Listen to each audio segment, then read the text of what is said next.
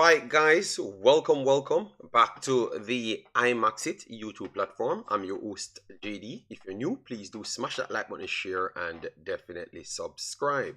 If you're a member of the channel, massive respect to you lot. And how to become a member, please do click the join button. YouTube will help you along the way to complete the deal. So as you saw by the title, live analysis on all games that played on day 2 of the Concacaf World Cup 2026 qualifiers. Let me know what you have learned throughout this video in the comment section. We will definitely be answering you. All right, I kept my same word from yesterday's day 1 post-match reaction that I don't know who qualify in all of these competitions. I think it's going to be amazing because all of these young teams are showing good life. All right, we're going to get into it, but let me start by giving everyone a shout out. And today I will get a few personnels to come and join me on my program, but this will serve as my live breakdown. So maybe Pastor and Marlon coming by to give their take as well on it, but definitely this is served as my breakdown. Hope you guys are having a wonderful day. Thanks very much for the support that we got yesterday. All right, and we're gonna keep on implementing more things, and we're gonna educate you as we go along. Like for today, we're going to only comment on messages that are related to the topics throughout the show itself. So once we are done with a topic, we're going to pick out those comments to that topic. All right, and then once you put it in a super chat format, that's what we are going to prioritize at all times. So we're trying to bring more things to the channel to make the conversation of football run. Hope you guys do understand it. All right, yes. So let me big up the man them. Lamar, big up yourself. Thanks for being here. Warren, Whipser, my brother, big up. El Salvador. All right, so I guess I'm on one. All of my prediction them flying through. When you guys put the results them or the results them, you should put my name beside it. All right, you should put my name beside it. All right. Stets, big up yourself. Thanks for being here. Emmanuel Farai will be the revelation of the first round. We're going to do a video on that on the Wemaxit. So don't worry yourself. We have a lot of more programs coming up. All right. So keep on joining us. All right. Osh Poppy, bless yourself, and thanks very much. Dino, thanks for being here. Dino Daily in the building. All right, so let me start with what took place yesterday. All right, we're gonna go through the games them that ain't Jamaica, so at least you get to know the scores. That's for one, and also we can context Jamaica by itself. All right, so that's why we have always do the programs like that. So if you are rewatching, you can forward it out if you want to do something else. All right, like if you're just interested in Jamaica only, you could do that, but for me, I cover a lot more. All right, so that's why I've done it like that always. All right, so Jamaica Jamaica and Haiti had the 2 earlier matches yesterday. All right, so Haiti came back after St Lucia. St Lucia scored in the 18th minute. Yes, Nazan, 77-minute winner, and Davern, 47th-minute winner. But if you watch the game, because I went and rewatched the game, they were dominant, and you're just wondering if it's a bad day for them. Ended up 35% possession for 80 in the end, 33 shots to 3. The big chances ain't correct here. If you go and watch the game, you would see that. I think they are messing up. Saka Sofa is messing up on the big chances. All right, yes. 4 saves made by St Lucia's keeper. 1 second.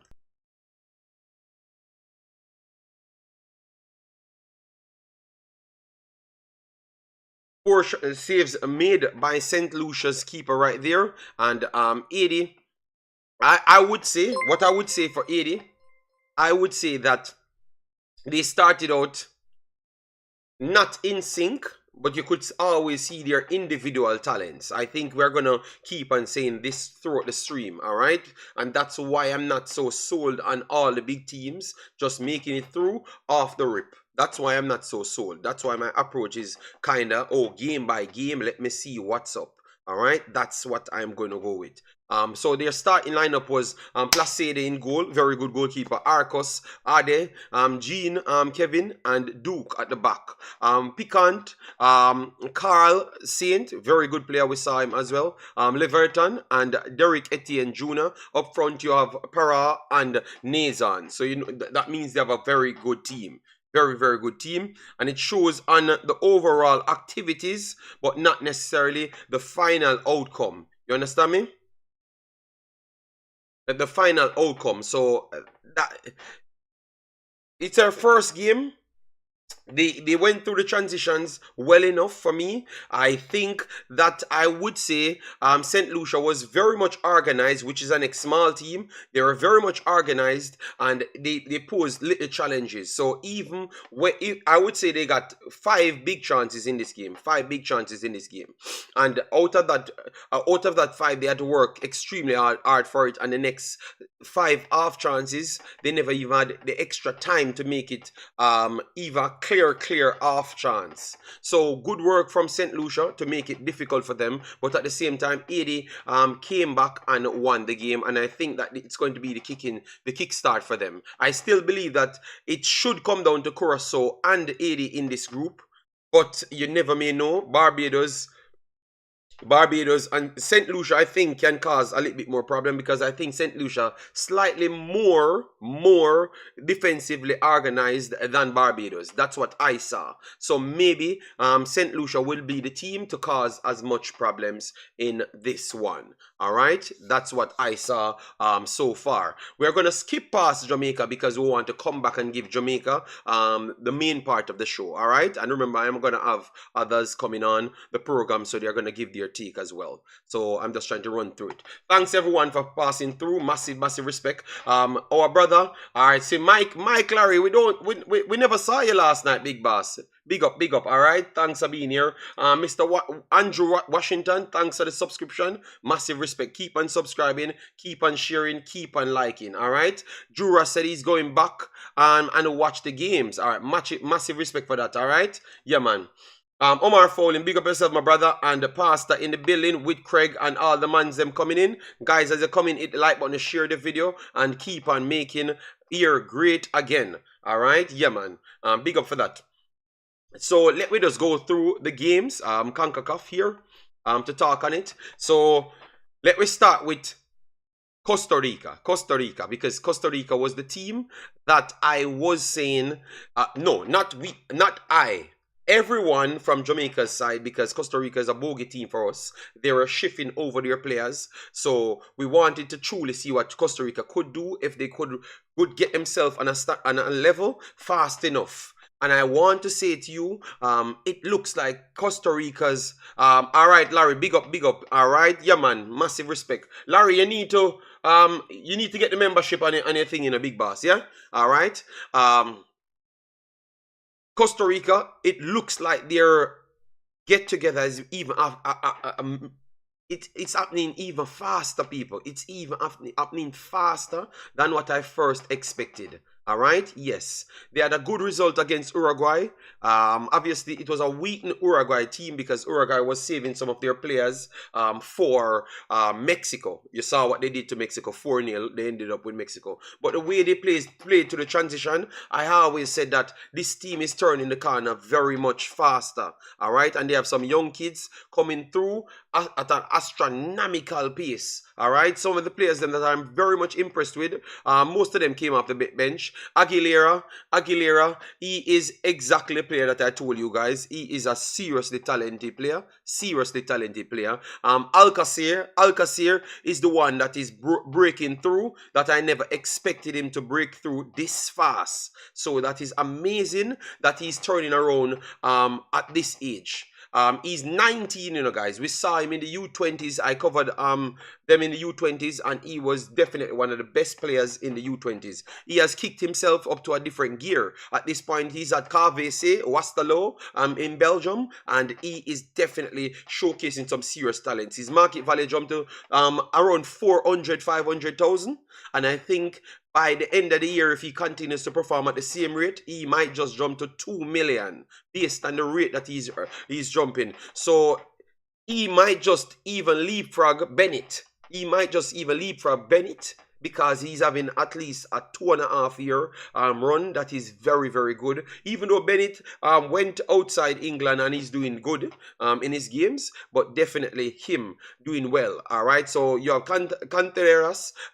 He never started yesterday, but he offers something different as well. Maybe they had him in reserve for the next game, but they are looking very good. And what I was surprised of, the coach is going flat out his younger players them. So that is amazing because Costa Rica's starting 11 was 25.3, and if you put in Aguilera, which is 20, Alcacer, which is 19, and they are some of the best players in their team, it tells you that Costa Rica is going to be a force faster and longer and continue to be that force in the region. All right, I thought that they were going to slip off for a while, but that doesn't look like the case. So their first game 4-0. St Kitts try their best to stay as organized as possible. I love the creativity of when they are trying to drop too deep, they drop themselves in a low block to draw them out, win the ball up in the midfield third, and create from that point. So I've seen all of those things. So I'm saying that this is a well-coached team, and they are getting better and better and better. And maybe in the next round, which I think they are going to continue and cross over in the next round, because I saw Grenada and Trinidad looking like they are not as good as them.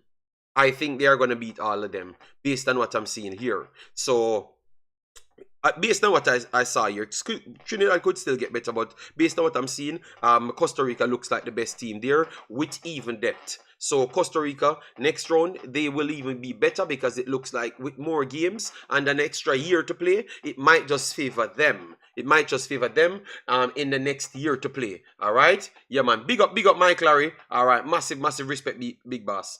All right? So it might just favor them. It might just favor them out of anyone else in the region, because they are one of the big dogs, are considered one of the top 5 teams, top 6 teams. But they are going through a transition period, and it looks like it's working for them. All right? Yes, so that is Costa Rica 4-0 on the day. All right, so let me move over to some more difficult games. All right, Cuba, Honduras. This was a game that we are looking at because Cuba is definitely rising. They have a good core that they're working with, and we expected them and Honduras to fight it out. All right, so Honduras get these 3 points. They were at home. Honduras is very hard to play against at home. We saw Jamaica play them. We saw everybody play them at home, and they are very difficult to deal with. It doesn't matter if it's United States, Mexico, Canada. Honduras is always hard to play against at home. They have that creativity in them, and the vibes, the stadium, the overall atmosphere is just not normal, and their systems are always hard to deal with, and their overall condition in their country is always harder to deal with. I'm not saying that they're not good enough without their elements, but it definitely helps them. Don't know if you guys agree, but I think that it helps them. Yeah, man, massive respect, Larry. Big up. All right, thanks for the continued support, big boss. So in the end, they said they created 3 big chances. It was more than 3. That's why I know that Saka Sofa really chipping here on the big chances. Since the end of the Premier League, the final game, that's when we start see the big chances changed up and the big misses and all of those things. So I don't know what's going on with that. I need to try and write to them. All right, 24 shots to 2 on the day, and they said slight possession to 58 to 42 right there. So they were the better team. But Cuba showed life. Cuba showed that they are up and coming team, and if they were in, I think they're gonna come second. I think they're gonna come second in this one. Same way, they are a good team, and they play like a unit. All right, they play like a unit and cause problems over and over and over.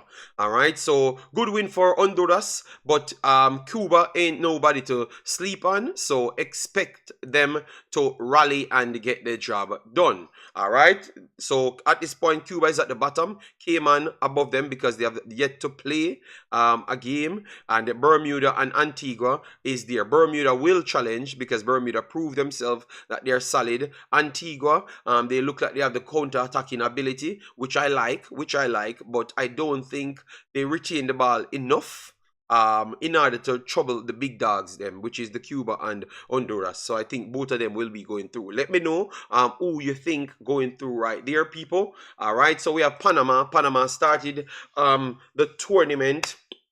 As you know, they are the favorites in their group. Bless up yourself, Joseph and massive respect. Claudine, Fana Minot, massive respect. Yeah, man, yeah, man. Thanks all of you guys for coming in. Panama, Guyana. We expected Panama to win this one. Let me give you their starting lineup because obviously they are one of the big teams. Luis Maya in goal. Cardova, Miller, and Anderson with Murillo, Gadai, Carrasquilla, and Eric Davis. So Eric Davis pretty much playing a full wing-back role now. Basinas and Diaz with Waterman up front. All right. They created chances over and over. It's the Panama team that take their time to grind you down, and because they have so much high level of stamina, they are going to always win out. This could have been more, to be honest, but the dominance of the game, it grew on Guyana. And Panama, they are going to be better in the next game. Because if they had this game second, they would have given them 12. If they had this game second, they would have given them 12. 12. So the rust was on them. So believe me, next shift out, Panama will batter anybody come after. So I'm very sorry for the next team. But they are going to get battered. All right? Yes. So Panama, let me give you the overall standing now. So Panama, Nicaragua won 4-1 in their first game against Montserrat. So that puts them ahead of Panama. I do believe that Panama and Nicaragua is the favorites. Guyana was the one that we thought would have given them little problem because the speed transition, they are one of the teams that have natural quick twitch muscles. So you expect them to, and they're very physical. So you expect them to cause as much problems. Montserrat, they have a good amount of overseas players and they're working through their transitions, but I don't think they are going to truly challenge. So it was Guyana to dump off these guys and they have failed at the first leg. All right, yes. So at this point it's looking poised for Nicaragua and Panama. Let me know if you guys have anything to say about that. All right, now the final one before we get back to the Jamaican conversation. All right, El Salvador, Puerto Rico. All right, this was the group of death. This was the group of death, and the first round proved to me that it was the group of death, or it is the group of death. All right, the first round proved to me that it is the group of death. 0-0, it ended. Slightly 50-50 possession, and I think Puerto Rico had one big chance, and El Salvador had around 3 out of their 13 shots. All right, yes, so that's how it works out. So it was a very, very close game. Puerto Rico, even though they don't have the highest market value team, they are a hard team to play because their style that they play in, the heavy pressing, force you off the ball, force mistakes. So if you don't have good retention skill, which is controlling and all of those things, and positioning, you are going to have a problem. So any team that struggles with retention, they can beat you. It doesn't matter how good your team is. And that's why I had said this is going to be a very difficult game and we need to keep an eye on it. And it turns out to be a draw. All right? Yes. So this group is turning out to be the group of death as what we expected. All right? In this group, as what I've said yesterday at the start of my stream, Suriname has the best squad by a million miles. If you check their roster, comparative to all Puerto Rico and El Salvador, Suriname roster is better than both of them. But Suriname doesn't have the experience as El Salvador, and and Puerto Rico in this region. So it's about experience with quality and superior quality with no experience. All right, that's what. So at this point, Suriname stays at the top because of the 4-1 win, and they took on St. Vincent. St. Vincent should prove that they can be a tricky team as well with the counter-attacking. If they can stay defensively solid, maybe because maybe Suriname forwards are just very good, which I think they are very good because they are among some of the best forwards, you know, in the region. So they are very good. So maybe that's why they created so much opportunity. So you could see St. Vincent and St. Vincent have a better defensive capability in the next matches. So let's see how that works out. But at this point, I am not sure who is going through in this group. It's coming down to exactly what we expected. So what say you guys for this group? Suriname leading at this point, and more than likely they are going to be leading after this round. All right, I think where they're going to have the problem is when they do meet Puerto Rico and El Salvador. So because they will be going on 6 points because they get the two easier team first. So they are going to go on 6 points and maybe 10 goal difference. But based on what you saw from them, and if you had watched this game, El Salvador, Puerto Rico, do you believe that they are good enough to actually beat Puerto Rico and El Salvador? I think both Puerto Rico, for me, my answer is Puerto Rico and El Salvador will get stronger. They will get stronger as time goes. And worst off next year. So Suriname have to continue add their players, which is very good players in the world. And if they come to the region, they're going to be some of the best players in the actual region. So if they get the extra 2 bodies, if they get they said they were Paro, the striker. If they get that striker, Donovan Duki, which those would have been close to 70 million of players. Let me try put it in. Daniela Duki. Let me see. All right, so Duki, Union Berlin, market value 18.2 year, around 19 million, 25 years old. He can make the Netherlands team with the next good season. So, but they said he committed to Suriname. So we are waiting to see if they get him for the next window, which is a year from now. And if they get Peru as the striker, I think that they would cement themselves as fighting for a top 6 team in CONCACAF. So that itself would tell me that they would have had enough to qualify based on them working on the players them that they do have. And if you look at their system right here, let me show you who comes with experience in their team so far. Shara Lebeka would be one of them that gets enough experience because he's here for 2 years now. Let me try go through them for you to see them. All right, so 1 second, let me pull up this one because we have to go through everything so you can kind of get to learn before we get to the Jamaican conversation. All right, so this is the team that they started with. They had a lot of debutants. Etienne, one of the best goalkeepers coming out of Netherlands. He should get a contract soon. Then you have Dixdale just getting some game. Farai was making his debut. He won a penalty and also had an assist in the game as well. But Red Sienna Apps, Shara Lebeka, they are quality players that can make any team in the actual region. Any team. Every team they can make in the region, and I think maybe almost every team, both of them could have started for. And they will come with experience right here. All right, so these two are experienced. Denzwell, that's why I said they don't have the experienced people, because only in the starting 11, everybody is from Europe, but only Shara Lebeka and Apps alone actually has experience in the starting 11. Denzwell, this is maybe his second game he's playing, and the first full game. I watched him in Netherlands, but you wouldn't count that he played against Martinique. You wouldn't count that. Mighty Abena is in it. Mighty Abena is in this, but 3 players don't give you experience. All of them are not experienced. All of them are new players. Pinas is on the bench. He's experienced. All right. And then after that, you have to look at Wanahan, the goalkeeper. So he's experienced.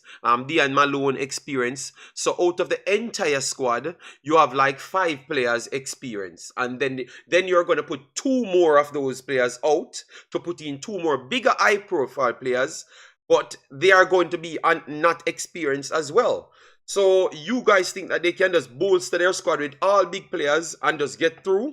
or you think that they need experience in order to get through? Let me get the answer right there. I think that they are good enough to qualify for the first round, from the second round into the third round. But I have to see how I have to evaluate them after this round. But I think that they are good enough to go through this round with the quality, because they have the better quality. And I think they are going to go through this round. But I am not sure for the next round, which is the final part, to qualify for the World Cup. So that means you have to get a favorable group in the first place. Yes. All right, so that's my take on it. So let me know. Jura says experience is vital. Brian Burke on the ends, big up, bossy, massive respect. All right. Yes. Yeah, experience will come back to Aunt Suriname, but at least if they don't qualify now, I think they're going to get better as it goes, because they're going to have the quality players. You understand me? And you can't remake quality players. So if they don't learn, if they're gonna lose and not qualify for the World Cup, that means they're gonna gain experience and they're gonna have a serious squad the next window coming. All right. Denzel looks normal playing against Vincent. I think it was not. I think Denzel had an excellent game in the Marlon. I think it was Abena. Abena was over the top ball. That was the problem. All right. Romario, it is the whole Concacaf. I'm going to open my Discord so Marlon can join and Pastor. Those are the two guys that I'm working with. I know Juras want to pass through whenever he wants. Maybe he has something to say. But it's just these two guys I'm opening it for to join the conversation that I had before. All right? Yes. All right, let me try get both. Let me get the call up so Marlon can jump in when he's ready. All right, so Marlon, it's there, Pastor. I don't know if you can find a way in there, but yeah, it's there. So we are gonna slide over to the Jamaican conversation. Yes, Jurasakos. What did I do now for Jurasakos? All right. Oh Lord.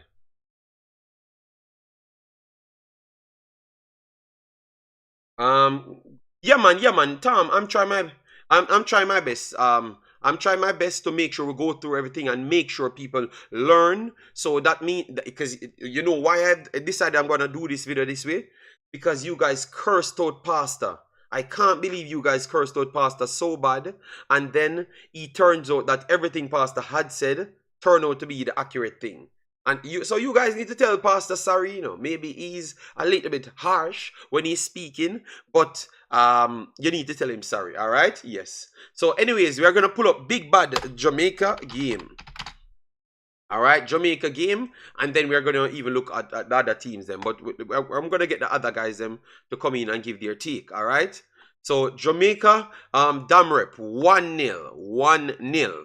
All right, you guys want me to break down my part first before I bring on Marlon them? You want me to go through it? Because if me go through it, it's going to be me and you guys one-on-one fighting it out. So are you guys wanting me to go through my part first, like what I saw straight up? Or you want, okay, they say they want me. All right, so let me close it now, and I will go through it, and then I will bring on Marlon and Pastor right after, all right? Yeah, man. Romari said, since we're talking about Jamaica, no, let's pull up the possession so you can send me my $500. All right? Good God. You guys just make. Kemar said, bring on Marlon. All right. So one person said, bring on Marlon. Marlon was going to come on the video because we had said that from the start. But we are asking if people want to hear my breakdown first. And you have lost, Kemar Benson, because they said they want to hear from me first before Marlon. All right? Yes. Marlon is going to get his time. So give me my time, Benson. All right? Yes. Good morning, Owen. Massive respect. All right. So first thing we have to say, they got the 3 points. The biggest, the performance, I've seen my boy from the radio, Oral Tracy, said It was not the performance that you were looking for. I've posted the fan videos. Guys, make sure to check out the fan videos. I've posted it separate as well. Massive respect to Martin and the other guys them that got the tickets. Them they sent in their videos, pictures, and everything. So massive respect from you guys, and it's on the channel. So for all home games, hopefully the people of the channel and love to see what we do. Get the videos them, send them in, and we can post them on the channel so others can see the experience and such. We heard that it's anything. I've heard from 6,000 to 13,000 people was there. So I want to say that it might just be around 10,000. All right, it might just be around 10,000. So when we started off, it started off with around 1,500 people trying to line off around the stadium, and I think it tailed off around 10, 11,000. Marlon said it was around 13, but Oral said it was around 12. The videos that I've gotten, I am saying it's around 11. So anything from 6,000, 7,000 to 13,000, which I think for a rescheduled game or a drop in time game, it was a good turnout. It was a good turnout, and that's what I've said. I think 17,000 is the realistic targets that you can hit for this World Cup campaign until you can start get the messages out there. So getting 13,000 or 11,000, I think is astronomically good. That's what I would say. Shadow Strike said it was a great turnout given the time. That's what we have said just a while ago. Lee says 13.5. Marlon said it's over 12,000. Boy, oh boy. The 13.5 sound hard to believe still. All right? Because I've seen the entire crowd. But if it's 13.5, that is excellent. Excellent, people. So good from the people and the atmosphere sounds very good inside there. So big up to the fans. I thought that they did their job. I heard Oral Tracy saying that the fans weren't reeling. The videos that I got, everybody was reeling. So I don't know if Oral Tracy was just in his own box, but the videos that I've posted, I saw everybody reeling. So I am confused. You know, Marlon, can you attest to what Oral Tracy stated, that a lot of people weren't really reeling? Because I saw the atmosphere looking good there. So is it that people just do it for the camera? And it couldn't be that. It couldn't be that. It was genuine celebration. I want to say that. So I think Oral Tracy is wrong there, you know. But on the side, some people are for please, all right? Can we not talk about Mr. Negative? Okay, no. Because I've used his name to give some numbers, so I had to reason it out. Lee is sold out, maybe the tickets, but not with people. All right, Jason was there. We have it on the channel, people. You can go and look for yourself, and you can make up your numbers. But I think the turnout looks solid. The people's attitude looked like they were up for it. Did the players give them what they really wanted? I would say the reason why they might not have reeled as to what Oral level is, what Oral would want, I would say that it's because the players them just never gave them. The players them never gave them that satisfaction for them to go out of their boots. But I still think they did their job. So congratulations to the fans. I am going to give the fans an 8 out of 10. I am going to give them an I rating, an 8 out of 10, because I thought that they did their job, but Jamaica never gave them that extra motivation to drop off of one of the seats them or something. All right?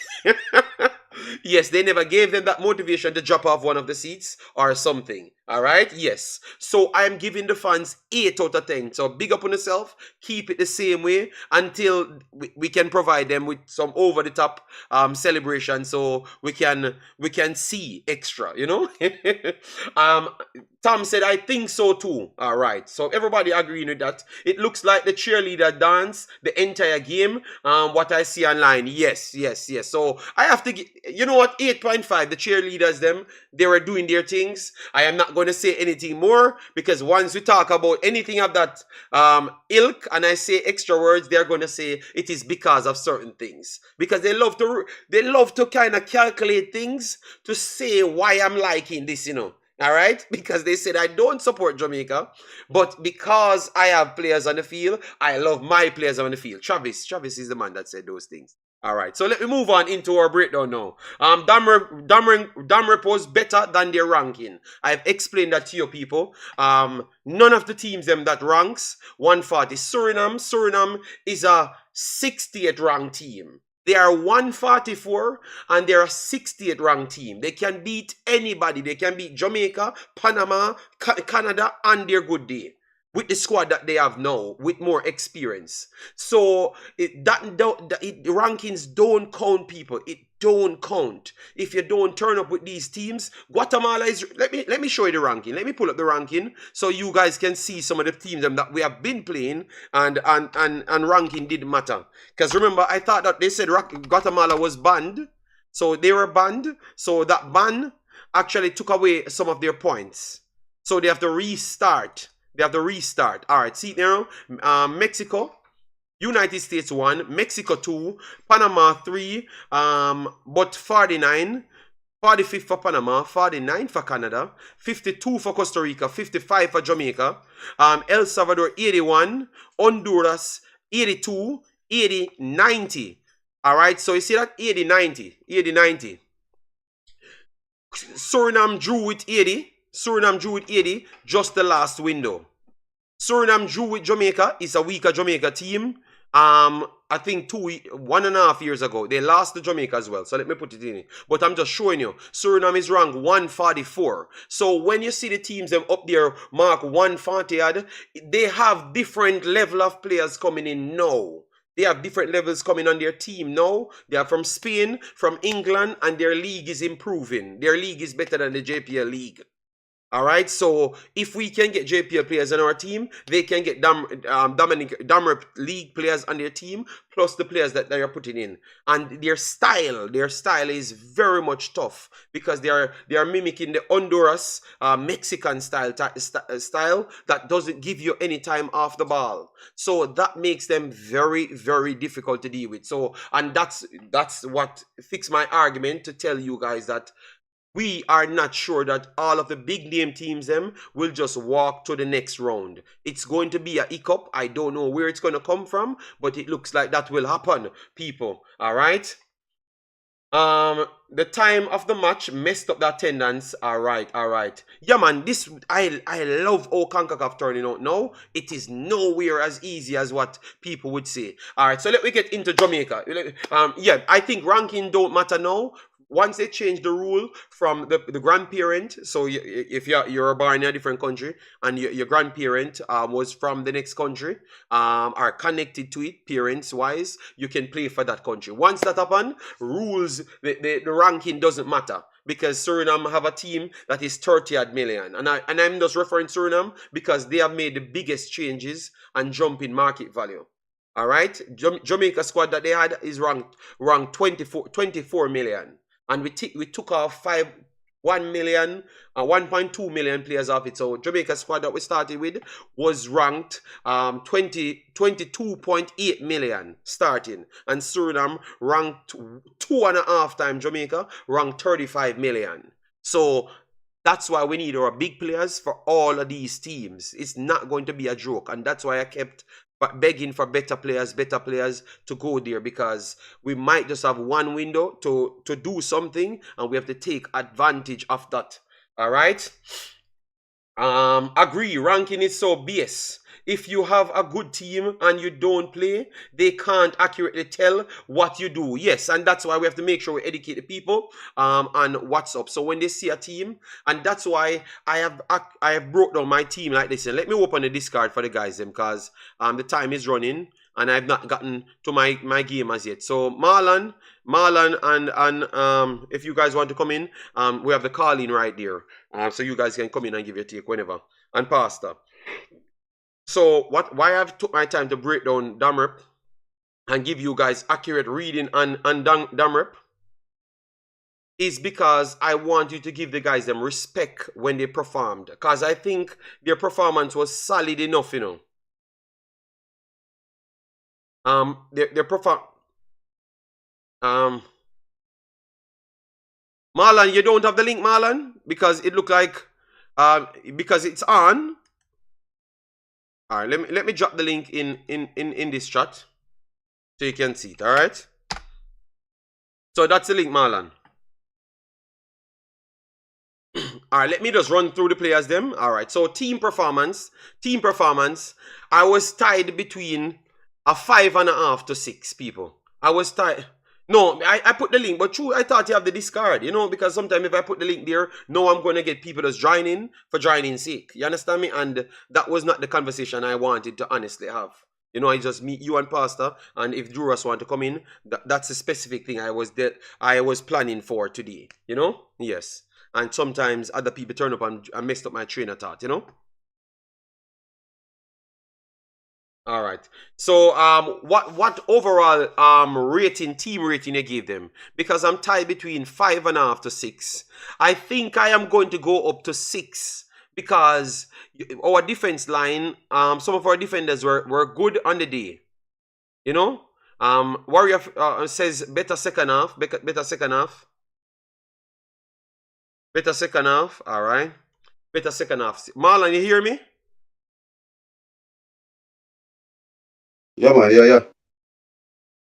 All right. So, Osh Puppy gave it a 4. People, please get involved and give me the ratings. All right. I saw 3 ratings coming through. The team's performance yesterday. What you give it, Marlon? Because people giving it, and I think everybody giving it lower than mine. So would you agree with them? I gave them a 6 because I said 5.5 when they look at it. But I think because of the defensive and the stops them that we saw from the defenders, them, I thought, and I saw the transition that they were trying because we were failing in midfield, and they pick up the slack for the midfield and try, especially Dishan Bernard. I wanted to give them 6, but everyone giving them less. for the performance of the second half, I roll it off to a 6, right? All Because right, so all the bad that they did in the first half, I think the second half really made up for it.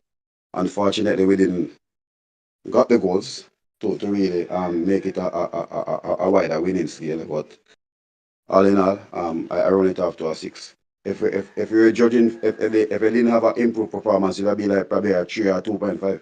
3. Oh my God, Marlon said you said 3 or 2.5. It would have been. Oh my God. All right, so everyone says maybe a 6. A 6. I think 6. It's only 1-7 we got here, but everyone's saying it's a 6. They are giving it. 6. I think it rounded after around a 6. Even Jason Ferran said it's a 6. All right, but so Marlon, what you saw in the first half, because we want to break down the players them now, we want to get into the players them now to see what we can, All right, let me start with the coach, Marlon. What you saw from the game and what you think the coach did. How much you got people in the chat? How much you would give the coach? Let me start with the coach, and then Marlon, give your take on the coach. Um, Tactical changes made in the second half. So I roll him off to a 6. Because you basically see that he saw the 4-4-2 wasn't working, and he changed the formation to 4-2-3-1, which Anthony was playing as a support striker slash attacking midfielder. So he made the tactical change, bringing on Anderson as well, because he wanted somebody to handle the ball. And I said it on all the channels that if we're gonna start low against Dominica Republic, that means we're not planning to play an offensive foot. And they basically saw that, right? And so I think the second half move, I think the only thing that worked for me in the second half, we didn't get the goals. But from a football standpoint, we're more assertive in attack. Midfield was better, right? You saw at least you could see a shape where the midfielders were taking up the ball from the defenders. First time I said DJ went play a lot of back pass. Yes, he have to do that in the first half because he didn't have an outlet in the midfield to help him when he have the ball, right? Because of Nana limited technical ability and the ball in the midfield. He wanted those, right? And if you go by if you're gonna go by rating for Nana, if you check all the football website, he end up with a 7. Mm-hmm. But there are other facets to the game that he didn't make up for. Okay. So you think that that change that he made to take out Low out of the game definitely pump him up to a 6 right there. And Yeah, man. I tend to agree. I tend to agree. Give But him a 6 stars. Probably he was on verge probably at a 4.5. So I think that and the changes that he made in the game as well. Because all the changes came and brought something to the game. I was upset when Hector was coming off because I said Hector was the injured. King came and King represented himself and probably I think the first game that I've seen King play internationally where he didn't really attempt a long pass. Compose on the ball, I think 2 headers, right? So, and he came in at a stage where the game was very crucial because we were defending the 1-0 lead. So, I have to yeah, commend him on the changes. yeah. When King came in, it's around 10 minutes or so left, and I was kind of worried because I'm saying, what happened to these players? So would you, even though King came in and played well, and he said, I heard him spoke on Low. I he said that he was saving Low. He was saving Damian Low. Saving Damian Low. Is it saving him from getting sent off or saving him for the next game to start? What you got from is post match analysis. Maybe if I'm getting another card. Okay, because that's what he talked it like he was saving him for the next game, but when I look back at it, I'm saying no, because he made 3 slide tackles that he never touched, and one of them almost would have, if he touched the player, it would have been a red card, instant. The one that the player cut him and start the play. And he got the yellow card after the referee warned him. But to be fair, the yellow card that he got, he was foul. He was foul. Yes, Right? but he Yeah, should have gotten a yellow card before pass. and So he get the yellow card for the wrong event. no, but even the foul before, Marshall's he's the one who fouled low, no? Right? He's the one who kicked on the low foot. Because even though I'm watching the replay, and you could basically see that he was the one who kicked on the low foot, and I think the aggressiveness out there we didn't need it for that game. Okay. No, but Marlon, Dominica is the weaker team. Damrep is the better team. We knew that. So, are you looking past Dominica and saying that we will need him for our next game? Because what Brian's saying here, if Low get a card in the next game, he will miss the Guatemala game. So, He cannot miss. no, he wouldn't. Guatemala is the last game we play, Brian. So that means he's gonna miss the next game, right? Which would be an easier team as well. So I don't think it would be any problem. They have British Virgin Islands. So he can miss that game. I don't, no disrespect to the teams, but I do believe that he can win without Low on the field. And to be honest, I actually let me talk some good, because I think he made some good saves yesterday, because the trap back that he made, the last ditch tackle, that was a save. That was a save from not a goal scoring on us. Because even though we would say that Guatemala, Damrep never took enough shots, they had more entries in the first 65 minutes than Jamaica, and it was not even close. So, they just never capitalize on their entries. And sometimes our defenders close off those entries as well, which last these tackles. Deshaun Bernard and Low had 3 big saves, you know. You go ahead, Marlon. Yeah, but the thing about it, the only time they only got behind the back line 2 times. It's the same one, the foul that came off for Low, where Low got the yellow card. Right? That was the one that Deshaun Bernard after came and made the tackle. And the one that the ball bubble up and Deshaun Bernard, and they basically you have to come back and shield the ball out.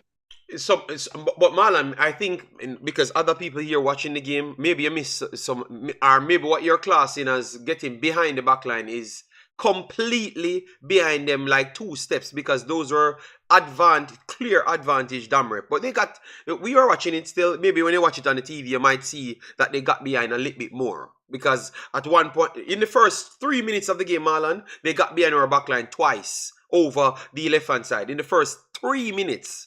So if you click on, maybe you miss it there because you're maybe getting in the groove. But in the first 3 minutes, they played a back pass to go forward to make the triangle, beats us, and they played a triple pass, go inside, come back outside, and go back inside, cut inside, and then Deshaun Bernard made a last ditch save. That's in the first 3 minutes. So in the first 3 minutes, they got in behind our backline twice. So maybe you might miss that, but I understand. Maybe you're talking clear, cut behind it. But because I had the luxury to watch it again and write down everything, I classed those as still advantage. But because our defenders were so good with recovery, Deshaun Bernard and Low, even Hector, even though people thought that Hector is slow, I still saw him get back in some vital moments as well. So I think we are not giving our actual players enough, the defenders enough credit. I thought the defenders were, except the centre backs, them were exceptional. Aside from the error that Deshaun Bernard made right there when he stepped up at the peak at the our side, the right hand side of the midfield third, right at edge there, he was looking for a pass, never saw any pass, and that's where I have to take away some credit from the coach, because the system led people to not be in position. So I saw Greg Lee complaining. I don't know if you see that, Marlon, and Deshaun Bernard complaining because he had to turn back. Then by the time he turned back, it's 3 players on him. And he lost that, and that's what one of the big chances you talked about. So Marlon, what you made of that? Are we not giving the defender enough credit? That's why I said they didn't have it. For me, I don't see the chance that they created. Okay. Right? Because even when they basically look, I think most of the play that they have were basically around the 18-yard box. So they have some pass back in the middle to the side. I think the most dangerous play for them was Fairpur in the first 25 minutes coming up because we just talked about that, Marlon. We never talk about the first 3 minutes. Yeah. The first 25 minutes. I think he was outstanding for them in the first 25 minutes. Because I think they double up with him and Reyes. And Tavan Gray. And Tavan Gray. Jesus God. But at the same time, they never get behind him because he was winning all the dudes with him. So I think he was their most dangerous player. But if you realize the adjustment in the second half, he didn't have that luxury. Okay. So you're saying whatever the coach lacked in the first half by not controlling the midfield, and to be honest, I don't think we control the midfield. Not time in the game. No period of the game we control the midfield. So is that a worry, Marlon? Because the second half they had total control of the midfield. Jamaica had total control of the midfield, or it is we get more wide transitions rather than in the midfield. Because all right, if you basically realize, you see that in the second half when Anderson came on, we had more control here. Cause guess what? The snappy passes was coming through again, right? Yeah. Heinz game started to get frustrated, and I think he was lucky to be on the field. Because the one that he pulled on Mikel Antonio, and he had a foul on Kirai right before that. We should have been 2 yellow card. Okay. I that's where I might disagree. I don't think we got control of the midfield.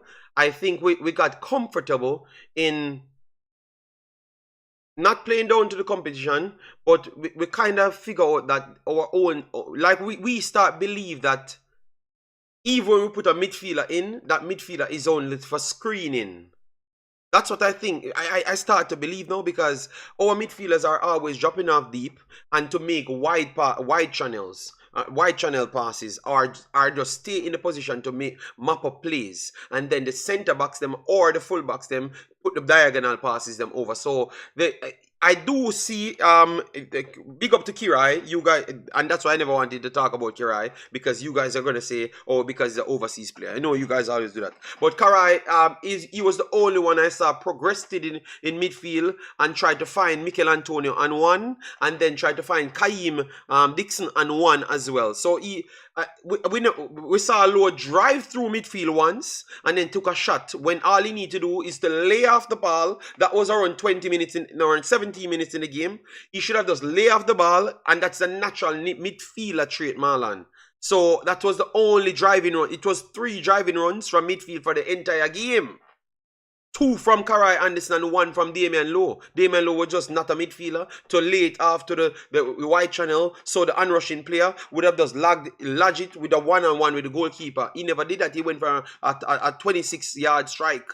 And it went, that's hype shot right there. So I can't see we dominating the midfield or getting control of the midfield, because if you have control of the midfield and playing through them, you would have had way more driving runs through the midfield. Even Mikel Antonio's runs were off the soft shoulder. It was not through the midfield or directly through the center of the midfield. It was always going wide. I don't think if you analyze from my standpoint, if you realize when Antonio is in the mid, when he start playing as a fast jumper, if you realize every time there's always an outlet to go to the flank. Yes. Right. Yes. So it was a 3. That's what they basically did the first half. They boxed in 4 against 4-2. Right. And because of Lowe not being a midfielder, right? So he was more basically have to be on the defensive side. So when you see Antonio start come inside the middle, right, and Anderson Johnson, if you realize the sharp passes were coming in, Antonio bullied his way a couple of times. Kirai came for the ball, he played to the right flank, back to Bobby, then he come back in the midfield, right? And they basically have some good diagonal transition, ball swinging across from Bobby, from Kevin Gray, same way. So, and that point of the game, you can basically see that they had a better understanding in the second half. Okay. Yeah, but no, I agree with you here, Marlon, that they got back into the game. I agree with you, and that's why I have to give Mikel Antonio credit. Because Mikel Antonio could be deemed as not doing much on the field. Because remember, in your subconscious, you think that he's a natural striker. That's what you know him for.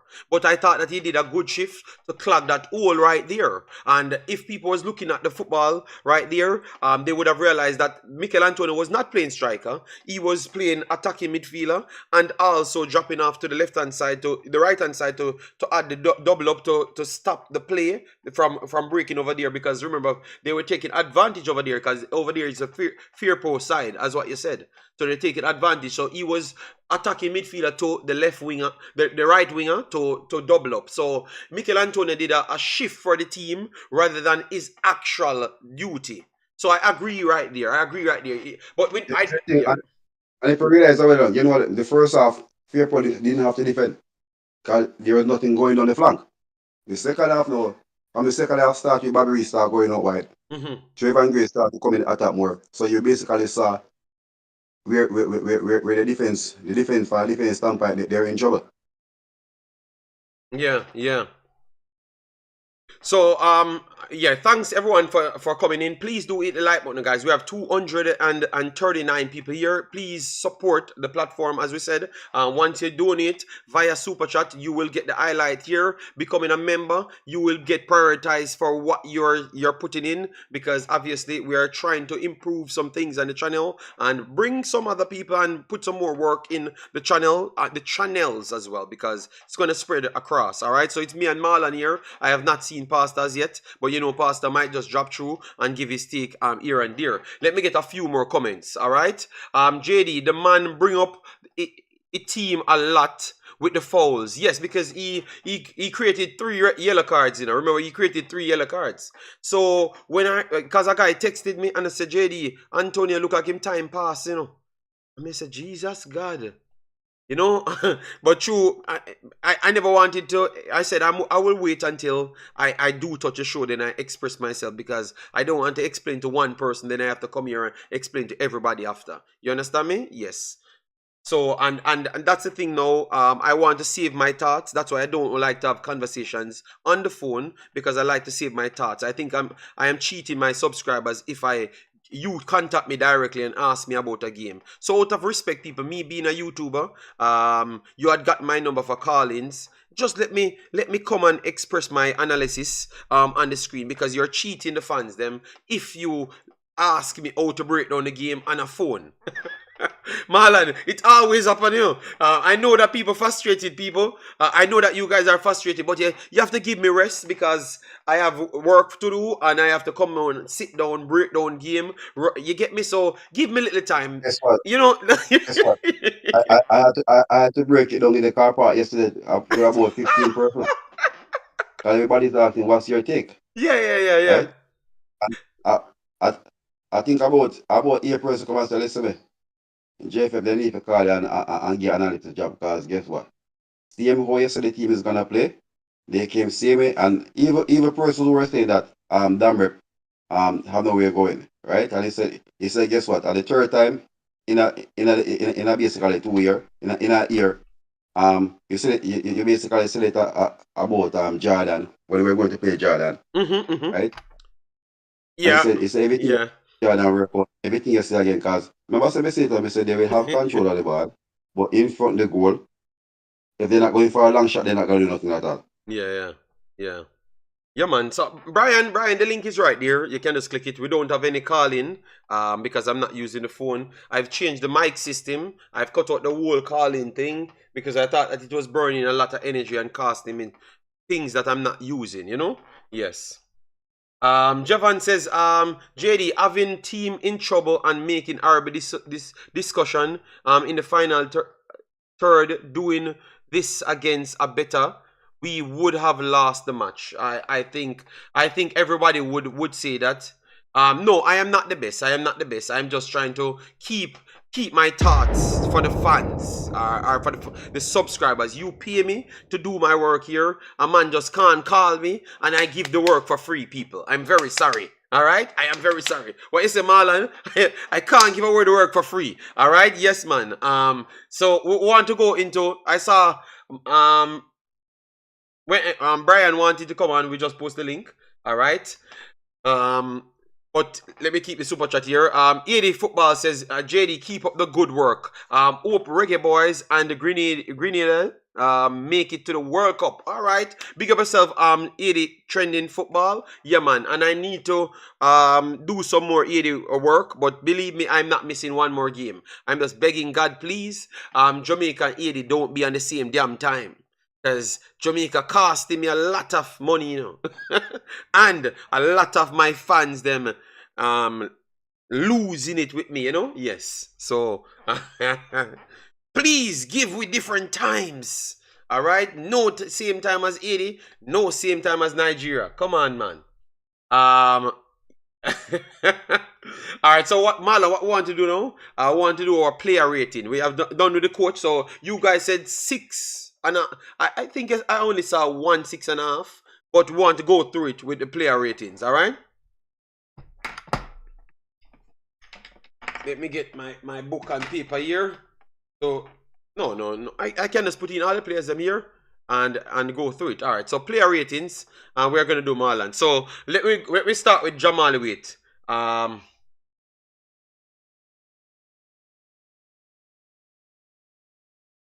JD, Antonio play okay based on the role. Yes, I think so. But if you're going to take him as a striker, you can't take him as a striker because he was not playing striker. You understand me? Only for a few minutes in the game, he was playing striker, then they changed him. All right? Because obviously, remember, it took 3 minutes for everyone to realize that, okay, everything that the coach said about Damrep, it was accurate. We ain't gonna win no possession. We ain't gonna win no possession in midfield. They can break us down very easily because they're technically better than us at this point. So we saw that in 3 minutes. So after 3 minutes, the coach on the sideline looked good. On the sideline, the coach already scratching and looking like he's seen that we are in problems right there, and he had to try make some adjustments right there. So instant in the game, Mikel Antonio's role changed.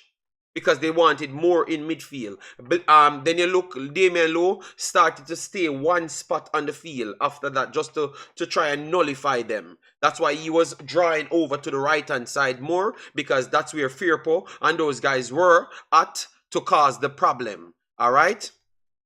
So we have to watch the games before we say certain things, because I think that we don't accurately break it down, and then we wrongfully blame some of the players them. So Mikel Antonio, I wouldn't give him any blame that much in this game. I think he had a solid game for the duty that he puts in. All right, yes. So Marlon, let me start with weight. Weight, we're starting with Marlon. Oh, you look at weight. I give him 6.5. Didn't have nothing to do the whole game. 6.5. Passing the ball out. Passing the ball out. All right. So just passing the ball out. Didn't have a make a save to made. A deflection when team and the free kick that pop up team. So you don't think he commanded his box? No, Marlon. Marlon, I'm not going to give that to you. I am not going. No, you said the man to make a save. But remember, guys, Marlon, you forgot a lot of things happening in the game, Marlon. Remember when they kicked the ball long? It bounced.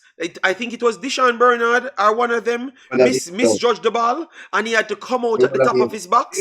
That is a save. Because there's no save because the ball out of the 8 box. Marlon, if the man never tapped, if he never put himself in that box, that would have been a goal, Marlon. So where would I call that then, Marlon? Where would I call that then? Right? The ball came out and he had ample time to clear it. No. Marlon. Safe to make the goal. I'm gonna try, Marlon. Try bring it up and I think at the right when you're talking to Marlon.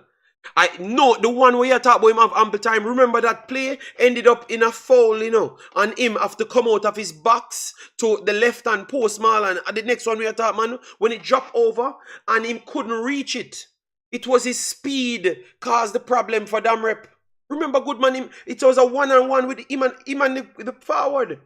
You missed that. Let's see one JD when correct I kind of like and play out. And my body Rias pushing. So then what happened then? What happened why Rias end up in that position then? Because the ball came over and the ball come up on addition by Fred. But in command do anything though. Okay. Right? But in the goal, you have nothing to do in the goal. Right? And the key I don't forget about two.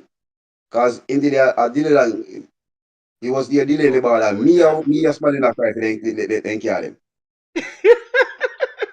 So, Marlon, stop eating for the goalkeeper, because I saw you doing night the last time, No,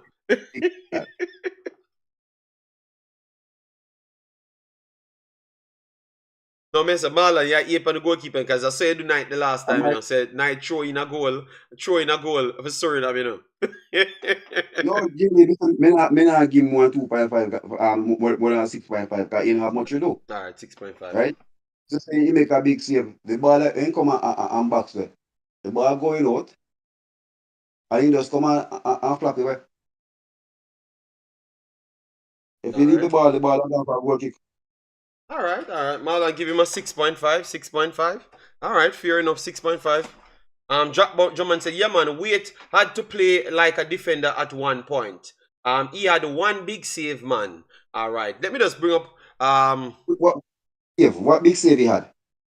A cross that is going outside that he punch outside? No, he has. They said he had one save in the game. All of the other ones that he had was a claim. Yeah. The one that they say is a save is the ball that deflected off the sham big Fred and yeah, but that was not coming with speed enough. I don't think he had enough speed, but he was in a good position though. Right. So everybody say that the one that he went and punched, the ball wasn't going nowhere. All he do give the man a corner. All right, and that's why I take profit. All right, guys. Marlon says 6.5. On the soccer sofa, he got a 7.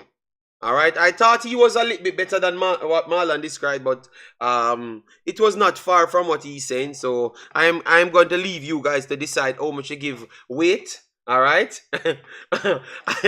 I think no people have not agreed with Marlon. Okay. Jevan says, JD, we make more than 5 save. When the guy kicked the ball in the right hand side and waited to punch it. Those are more claims, like come to claim. So it's not direct saves, so it doesn't The ball register is the going same up, way. the ball is going up a goal kick, and him thump it off your corner. Okay, you know what, Marlon? Let us leave this player because Marlon will not give him a higher score. So you guys just drop your score, drop your scores. I believe that he gets a 7. You know, that's on this. You know, but Marlon said 6.5. So you see, that means you guys are not gonna agree with Marlon's scores, all right? Because others get lower than him on this this thing. So Marlon might give them a 5. Keeper had no real problem. I think he had two situations that he had problems still, but I'm not gonna fight with you guys, all right? All right, so Marlon, let me move on now to Tavan Gray. Tavan Gray. All right, Tavan Gray. We're not going to put up their statistics. We're just going off what you guys saw. All right, yes. Marlon Tavan Gray. 6.5. If it was for the first half, he ended up with 2. 6.5, I give Tavan Gray. All right, If it was 6.5. for the first half, if it was for the first half, rate would have been 2. 6.5. And you said his first half performance was a 2. Damn. Wow. Wow. Damn. So and the chat, let me see what the chat says. Bring back Javian Brown, Zaba HD. Really? You know, I don't see Tavan Gray as bad as all you guys. Got a 6.8 here. I think Tavan Gray deserves a 6.5 still. He played himself back in the game, and most of those passes that he got triangle traps around him, it was because Bobby Reed and the other guys them just got outplayed, you know, and then he ended up with 3 players around him. So you know, that's tough still, and I still thought it early to own Marlon, just like what you said. He never got played behind so much times. You know, because even one of the balls that they created a big chance from, it was the one that they cut inside of him rather than going behind him. So I thought he was all in good position. His passing, his passing and movements were good. I think still, but everyone not giving much, you know. You know, but everyone can agree with Marlon. My goodness, Lord God. You guys are marking hard today, man. Good God. Let me go to the chat. All right, let me go to the chat. All right. Determined at 6.5. Okay. All right, people giving me 6.5. Sandra Blake says 6.5. Dean Fraser said 7.5. Okay, I think that's 7.5 a little bit too much. Neil Golson says 4. Jura says 5. I Revive says 5. Lee Young says 5.5. Warrior said 6. So close to the same border. You know. Jura says he looked lost. Oh my God. Wow. Panama said bring back which bro. No man, I think this guy shows that he has something in him, man. He was terrible on the first half, but who was good aside from our centre backs them? In the first half, be honest. Who was actually good in the first half? Be honest to ourselves. Who was actually good? Dishy and Bernard and Cephas. Those are the 2 players that you would have said good in the first half. So I become Michael says Michael Thomas, Thomas, yes, yeah. Clean sheet. Dean says 7.5. Sandre Blake says 6. All right. Romario said 4 for Gray. Gray is better than Brown. I fully support that. Fully support that. All right. I think you guys deal with him very harsh. You see, if Gray was on Damrep team, Marlon, we would have seen true talent. Because when I saw him play for New York, because New York play like Damrep, or at least them play the similar amount of close short passes and overlapping runs and stuff there. That's why. So some of our players are actually better, you know. But we're just not getting the best out of them because of the system. You know, yo, man, I tell you, no, the fans them not even want to give the man them time. They are better players than that man. All right, 6 point. Where you see 6.5? I just said 6.5. Big boss, don't beat me up. Duras. Jason Gouda said 6.5. Very strong defensively. Ryan Graham says 5.5. My God, wow, the man in my beat. Javian was in the stand. Jason Ferran is something else, you know, man. Oh my God. All I'm saying is, people, laugh out loud. Cut it out, JD. Oh my God. I watch the players them play for their clubs, you know. And I'm just telling you that this guy is a very good technical footballer, you know. All right? And that's why I have to start ask question. You go ahead, Marlon. We saw it the second half. We saw Yes. give the player the ball and give him the space and the player move for the ball. You see what he can do. The second half he was more he win every duel. The second half.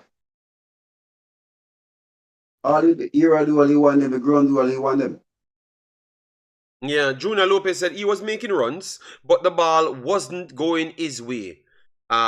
Jason said, I'm serious, man. Javian and Anthony Grant. I saw Anthony Grant, so why you guys are gonna avoid the next man that was there? Advocate, you know the clan turn up in an advocate, the master of the clan.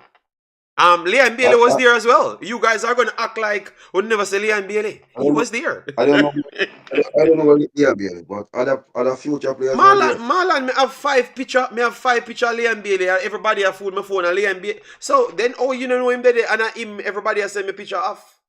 All video them send me. Them send me video of him talking to him lady. And him and Anthony Grant was there shaking hands. Yeah. So you're which side? You look at your. Yeah, man, he was there, man. He was there. All right. Phoenix was present. All right. Ian Campbell said, JD, my starting 11 was correct. Yes, I think so. Yes. You got it. Leon was there with Whisper. Okay, well, I see Leon and Anthony Grant shaking hands. I don't know if they're doing it for the camera because they could have shaken hands before Marlon. But they decided to shake hands right on the camera. You know, so I don't know if Anthony Grant was different place and then he goes to him, shake his hands and stuff. But I like what I saw still. I like what I saw. All right. Raheem Sterling was there also. Wow, nice. He was there. He was there, Marlon? Yeah, man, I saw Sterling. So, Marlon, you see everybody. Mine want, you know, want to see Liam Bailey, you know. Mine want, you know, want to see Pillar Gang, you know. Oh, you see, the man see Sterling, him see everybody, but Liam Bailey was there with everybody around where he must see, you know. But he tend to not see Liam Bailey. Mrs. Sterling like car park are going. Okay, you see, man. Okay, you see him going in. Because I saw Grant them and those guys them that you know that's there. They were close by him. That's why they come and check him and stuff, you know? Okay, I never saw Sterling. All right, so let me move on to the next one. Yeah, man, the man Sanjay Blake said Marlon a pre the baller. Oh my God, yeah, Marlon take it personally. Yeah, man. Marlon, foolishness with the man. Turn up and play, you know. No, but guess what? I told him, you know, say Alabama say nobody can say I come out on YouTube. I say if he's gonna play, play. That's it. Everybody made the decision. All right, so let me move on to the other players then, because you know we have like 2 hours and we want to make sure we put it in. This is our post-match analysis of all the games, them guys. All right, and after every game, me and Marlon will chop it up. Pastor will come in from time to time, but this served as my post-matches. I'm not gonna do post-matches after the games because man's have to sleep and man's time zone is very different because this morning my eyeball drop out and I did 2 extra hours of work, you know? Yes, I can't manage it, you know? Yeah, man. So Marlon, let me move on into midfield. All right? No, man, so what I'm curious different of them. They wasn't getting ready. No, it's moving to sorry, Marlon.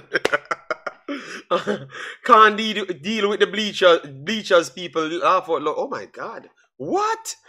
Jason, why are you talking like that? Stop.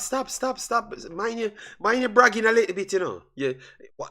Is that a double entendre or what? Because the bleachers, as in the stands, or the bleachers, people that's not sleeping, or the bleach out, please. Oh, my God. Jason, look like him a work with Kendrick Lamar. You're not a Drake person then, and you're dropping those bars. Oh, my God. Go ahead, Marlon.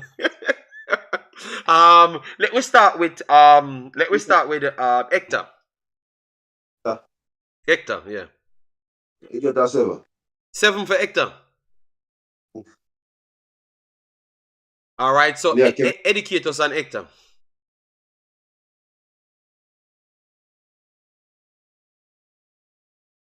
What on that, JD? Yeah, all right. So Marlon will be for me. For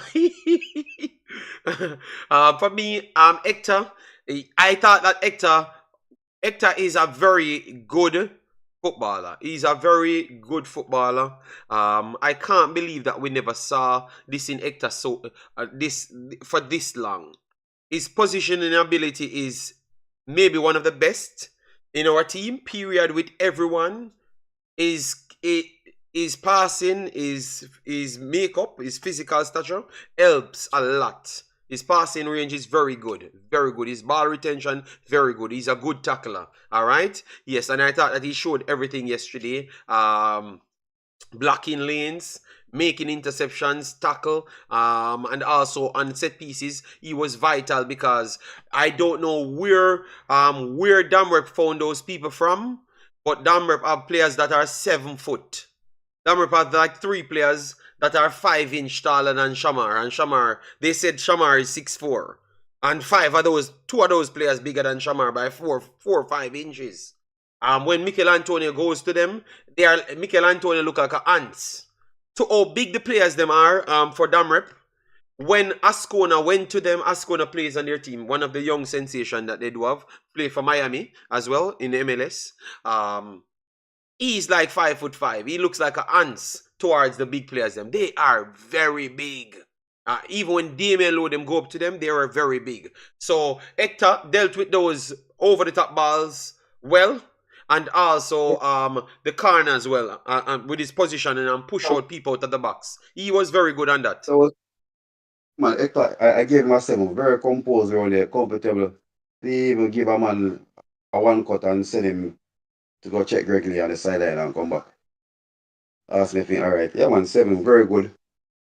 Era do I wanted leadership at the back line, and I have to give him that. I think since he has came back into national team, he hasn't put a foot wrong. Made a miss pass that could have cost them.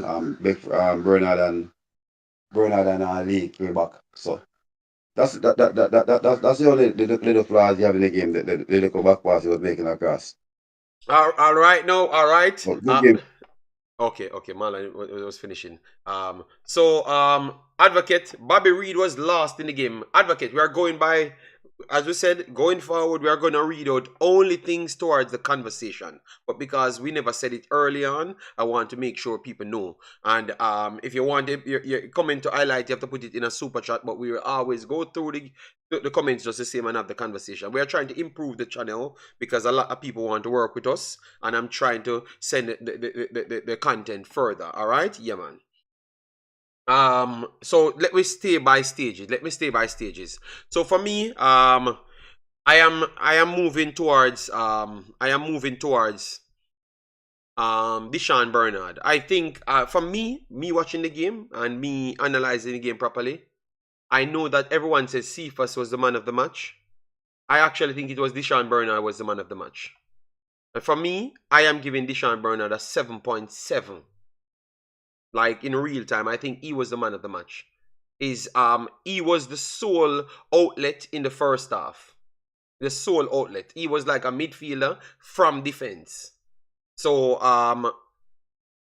and his defending was very good. He made an error, and I wouldn't class that even as an error. It was because of how poor our defense midfield was, because the midfield was non-existent, and he had to turn back, and then 3 players came around him. He lost the ball right there. So even if I can blame him for that, I won't blame him for that, because if you have teammates, so the teammates them need to make themselves available for you to give them the damn ball. And then we have Damerp running our rings around us, and that was on the teammates him. So I'm not gonna blame him. I think he is the actual man of the match for me.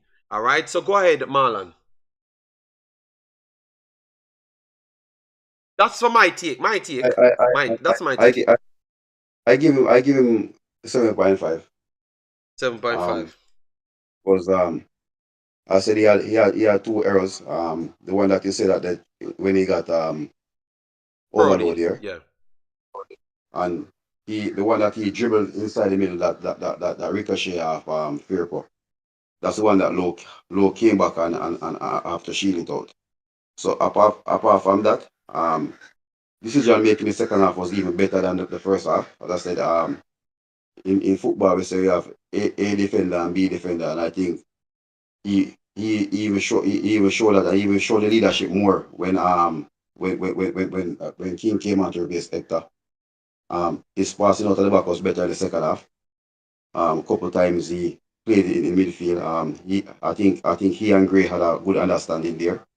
In the second half, you could see both of them working together. So I give him a 7.5.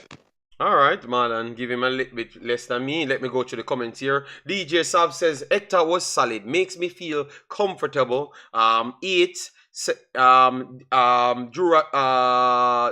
Jero says Bernard 7. He has some strange lapses sometimes. I pointed out those, but I gave you the reason behind it still. But yeah, no problem. 7. People give him an 8 as well. Bernard works well under pressure.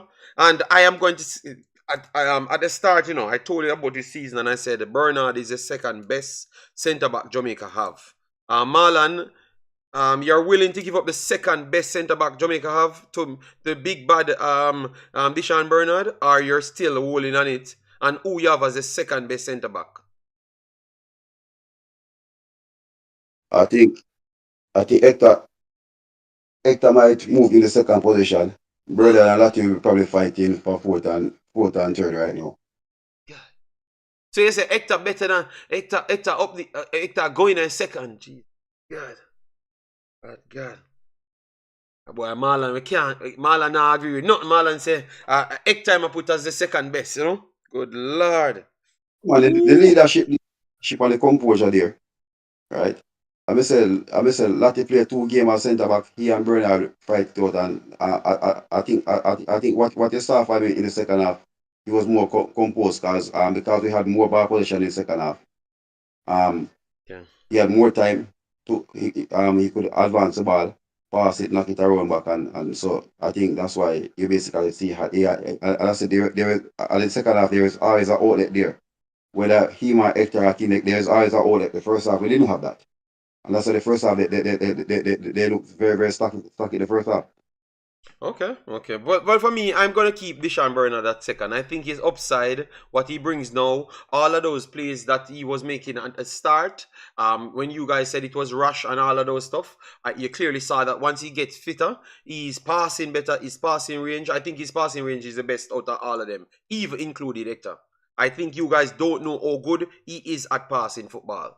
But I'm telling you guys are gonna be shocked to how good he's going to get and pass in football. In once he gets more comfortable, watch what will happen. I'm gonna show you. Hector composure and passing. Hector composure is better. I think Hector composure is better. Passing is because most of Hector passing, they're precise on the spot. If he's going diagonal, right hand spot. And I was looking for him to hit one to Bobby Reed yesterday, because Bobby Reed it was literally the same play that against Panama, where Antonio came in the middle. Bobby Reed went out when he decided to cut it back, cut it 2 times, go to Gregory and go back. And when he look up again, he saw Bobby Reed drifting back into midfield. If he had made that pass exactly the same time, it'd have been 1-on-1. All right, so we have people supporting you. Brian Burke said yes. Hector, for me second. Bernard improves still because I didn't rate him at first. So you never listened to me. why me keep the show, Brian? And then you're not listening to me. Me not tell you how good the ball is. You either listen to Cranky. You listen to Cranky. All right. All right. Bernard is a little better than Low for me. A little bit. Oh, all right. Our passing accuracy is slow and low and need. Okay, okay. Bernard has the most pass from defense. Yes, Bernard had like 70 odd passes. And if he had more control of the ball, he might would have had 100.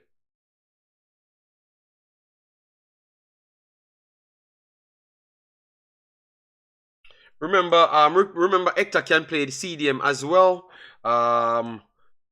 What I'm seeing seeing is Jamaica with a few more addition. Our defense is set for the future. J. Saguna said he's in the discard. Okay. All right. So a few more addition, one addition in that defense. You guys will have something else to say? well, Marlon, let me not go there. Let me stick on the game. Yes.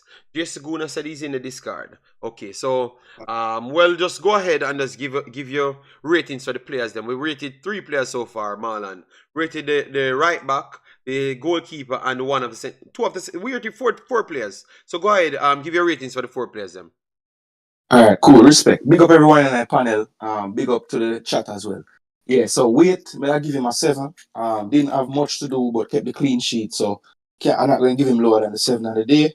Tavon Gray, I agree with Marlon assessment. The first half was a bit rough.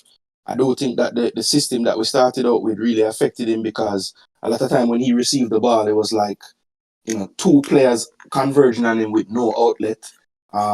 So yeah, but I still think he can be a little bit more assured, and I thought his confidence grew as the game went on. I saw a better performance. So overall, I would give him a 6 for the day. Then moving on to Bernard, I thought I gave him the tied highest score on the pitch for the outfield players, for every player for Jamaica. And I gave him an 8.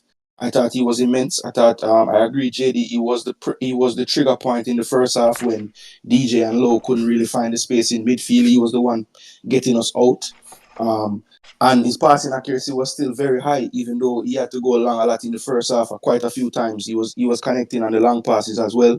Some good diagonals out to Cephas from time to time. So I think Bernard, to me, in the pecking order, he's like tied second. I can't put him or Hector, one of them, in front of each other. I think that the opponent might, let us know who would have played with Pinnock in that back line if we play in a back 4. But I would be happy with either one starting, because I think they both offer different things. I think Bernard might be a little bit more of a shutdown defender when he's on his game. I think he's very, very difficult to get by. Not that Hector is easy to get by, but I think that Bernard have a slight edge there, and I think Hector have a slight edge in the composure. So you put those 2 things together, I can't really separate one of them. I think they both give you different things, but they're both solid. Then moving on to Hector yesterday, I had him up by like a 7, but I docked him off a little bit of points. I think that stretch right before he came off, he had a couple of fouls, could have put us under some pressure and stuff. And he didn't finish off the game. Yeah. Said none of them run fouls. I know one of them for sure was Marlon. One of them for sure was. Rias. All right. I am a 6'3" player jumping for a ball, and a man not going for the ball, and the man is pinning me, and you say that I fouled him. The other one it's not those, it's the 2 when him try win the ball on the ground, and the man was clever and just get his body in between him and the ball. And I think it was happening because him legs was going. So those plays when he was anticipating and could make that burst and win that ball, he was a step late on the 2 of them right before him come off. And even the last one, it kind of did ring something in his leg or something, because when he came off, he didn't look so, it looked like it was an injury why he came off, or just like struggling. Maybe not an injury, but he was struggling. The question that I asked, he must be injured. Yeah. Right? Yeah. I believe if he goes into that challenge that he gave up the foul and nothing happens to him, I don't think he even comes off in the game. I think he finishes the game, to be honest. But I think the coach never really want to take a chance, especially that the fact that the ref gave him a yellow card on that last one. And him say, okay, he's hobbling a bit. They're obviously going to be pushing more to get this goal.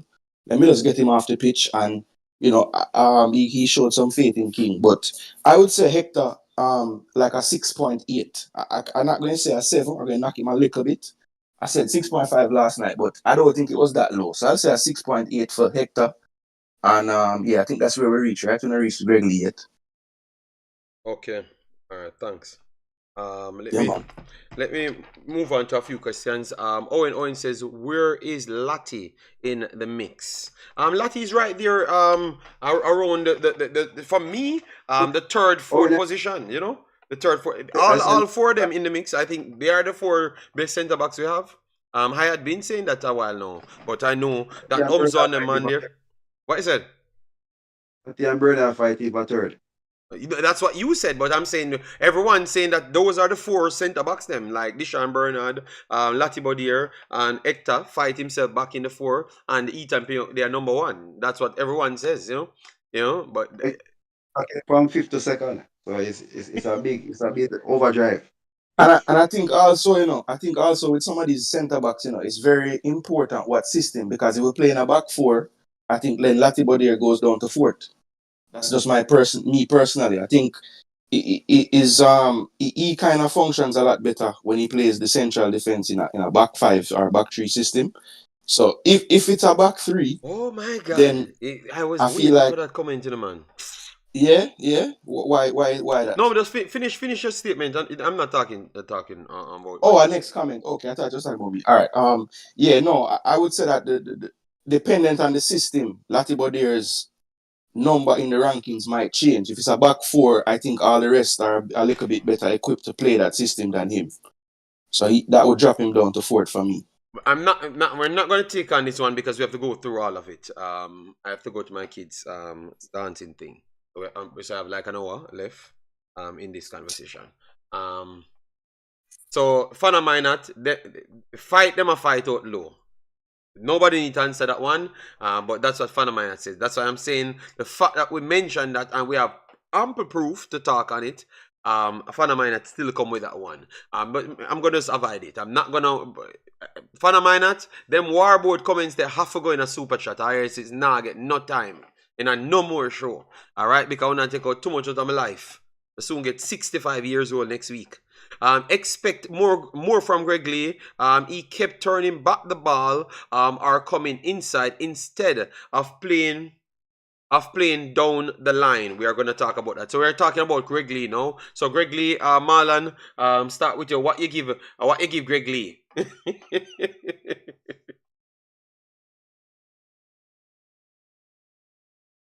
Marlon, you hear me? What you give Greg Lee? I gave him 7. 7. Probably took some unnecessary touch off of the ball when he should have gone direct to CFAS a few times, right? And that's the only thing I mark him down for. Dolly was good. One his head has composed. The half a man Ascona was there and didn't get behind him. Man, why are you so disrespectful today? What you call you little kid? Half a man. Half a man. So you see people, when you're short, Marlon, they respect you, Marlon, I call you half a man. Oh my God. Wow. You don't know about man, but I can't call him so. Alright, put him side as strike striker and see what he is. Say if I over him now, say it, because I'm unpleasant ball him. Over half a man too, because over short and score. Yeah, but they're really short still, because damn man, he looks very sharp, man. Yeah. So, yeah, because those Wembys that them have playing defense make everybody look short. At 3 Wemby them have run at the back. Wemby and Guyana. A 2 man, something else I think. My boy around 6'1", 6'2", but that's still tall because him tall like low them. It was number 23, De Lucas, and number 6. So Marlon, but even if you ever record that the man where we are say short, still tall like our tallest defender them. Oh. Him around 1 inch short, 1.5 inch shorter than Hector them man. Him not that short. Him a 6'1", 6'2". We are talking about Garcia, the number 4. Yeah, okay. Him a 6'1", 6'2". Him not short. As what we are saying. When you put in the giant silver swine side. Yeah, but one thing you have to keep them mobile for them size though. They are mobile for Right? them size. Yeah. The man Jordan Anthony and gone to Anthony look Anthony and say, what that? The man Jordan on right on the corner, right on the flank and gone left him. All right, so yeah, man, the Alpha Man line from Marlon was crazy, guys. How much likes we are on? Have we hit 200 likes? Because I think this is a beautiful video. I broke down a lot of things, so far. So hopefully we have passed 200 likes already. And see if we can get even 250, to show that we should work hard on the videos and put out quality, So let me see if we get 250 on the board before the time finish. All right, yeah, man. So 250 likes. Should be very easy. All right. So you had to give your rating for Greg Lee Jason. No, not yet. I gave Greg Lee a 7 on the night. I think, offensively maybe not his best, but I think a lot of that was just due to, one whole half we never really had the system really working right. I thought all the players around the back look a little better on the ball in the second half when the options made more sense. And I think Greg Lee defensively, again, similar to Tavon Gray, wasn't as bad on the ball as Gray, but was just as good defensively. So I give him 1 point higher, and I say Lee get a 7.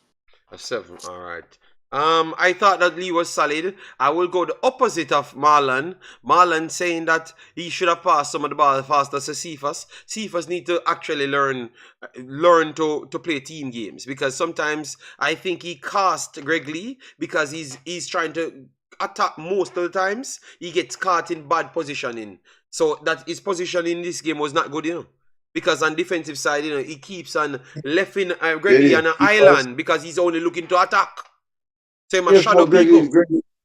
But guess what?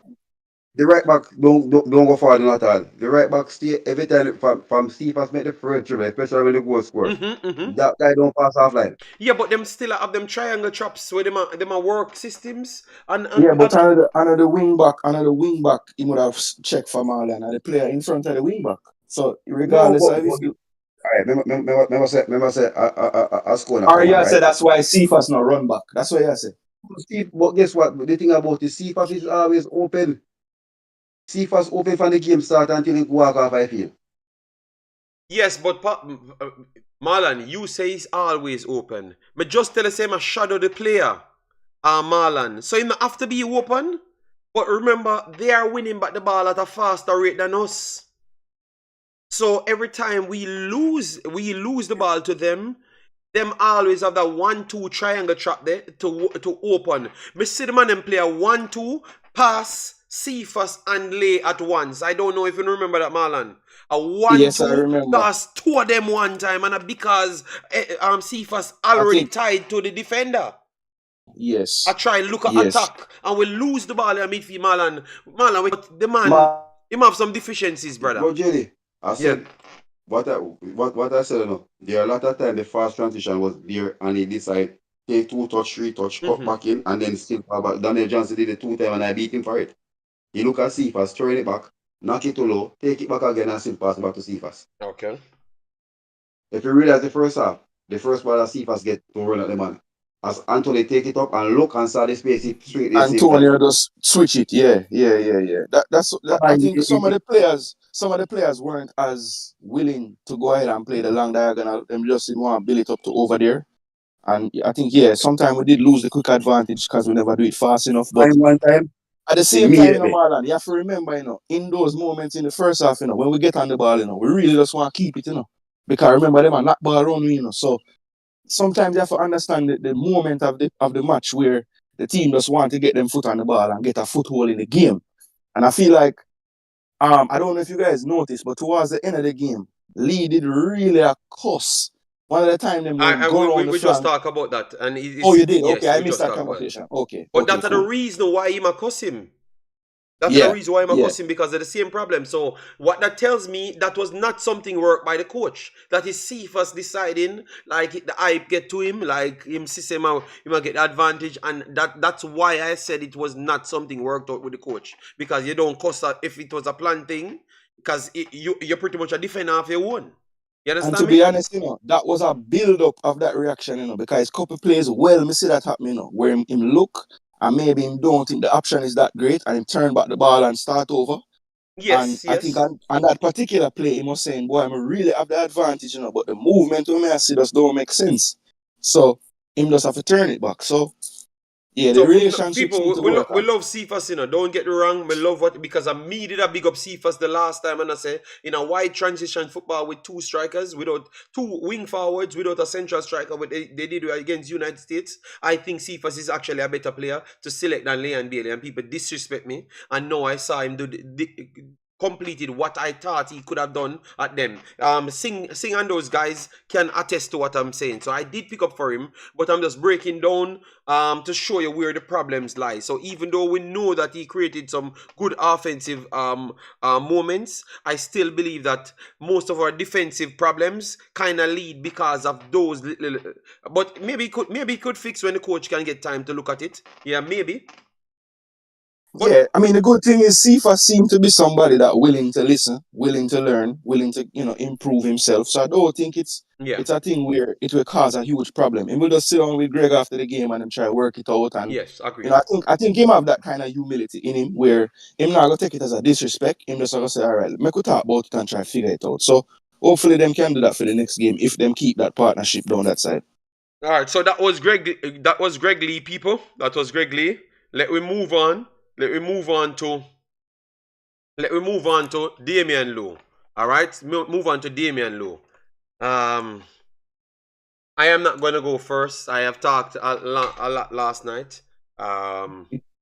So All right. So yeah, this let Marlon go first, and then you go all after. right, cool. Yeah. All right, So cool. because you're a Marlon, say Marlon Bala. So Marlon, go first, please.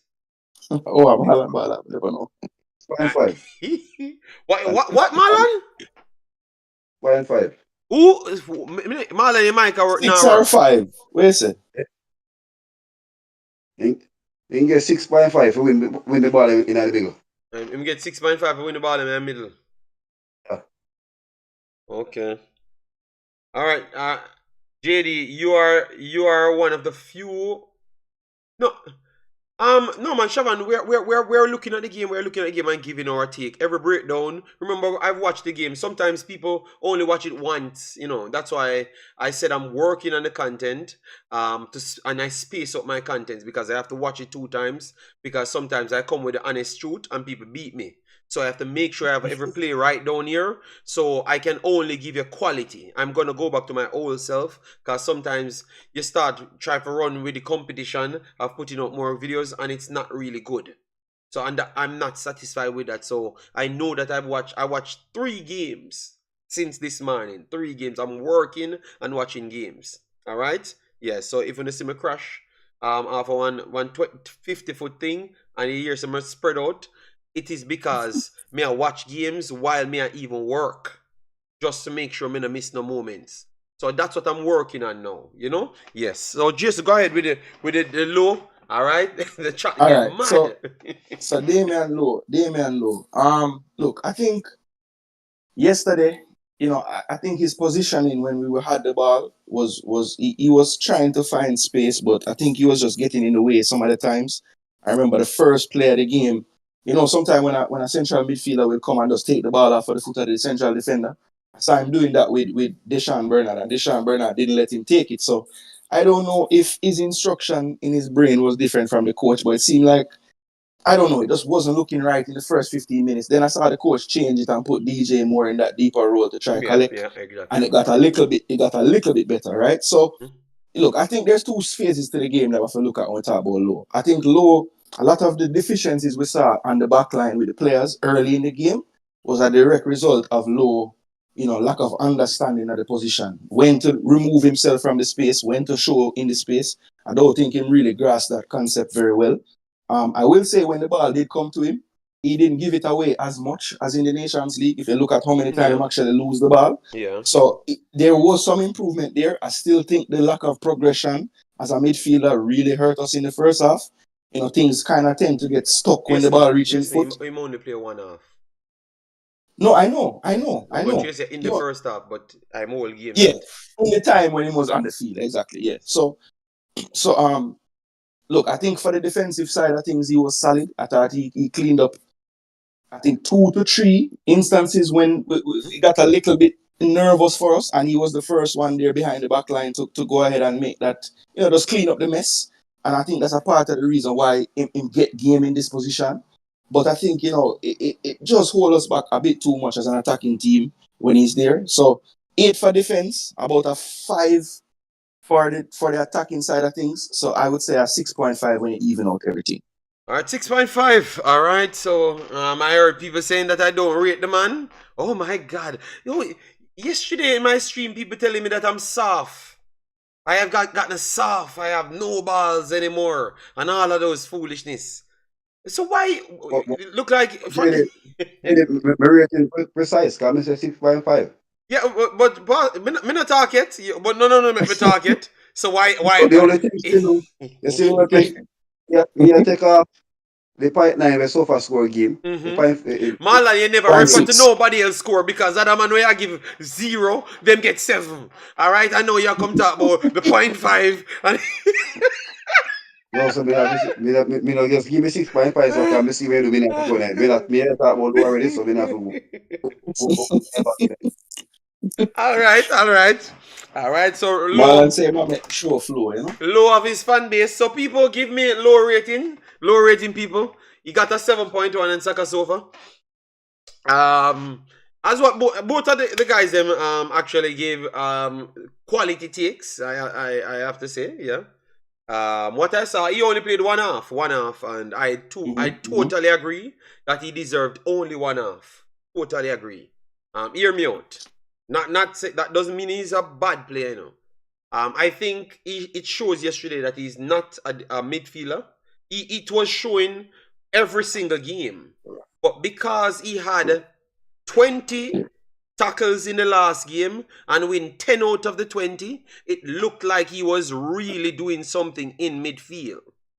All right, but midfield is way more of movements and blocking lanes. If you have to tackle in midfield most of the times,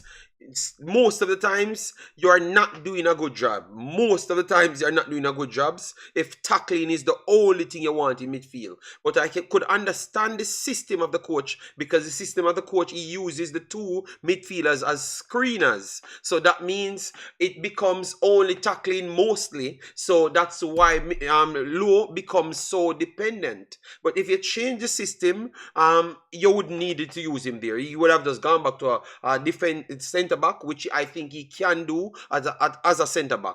But based on our earlier argument, I think that's why, because he's a man that you want on the field, because he adds vibes to the team, and Jamaica is connected to vibes. So you could see at a point for the first 25 minutes, we were under significant pressure. Right, Jason Marlon. And you could see that he was the one trying to jump the gun to go in front of Daniel Johnson.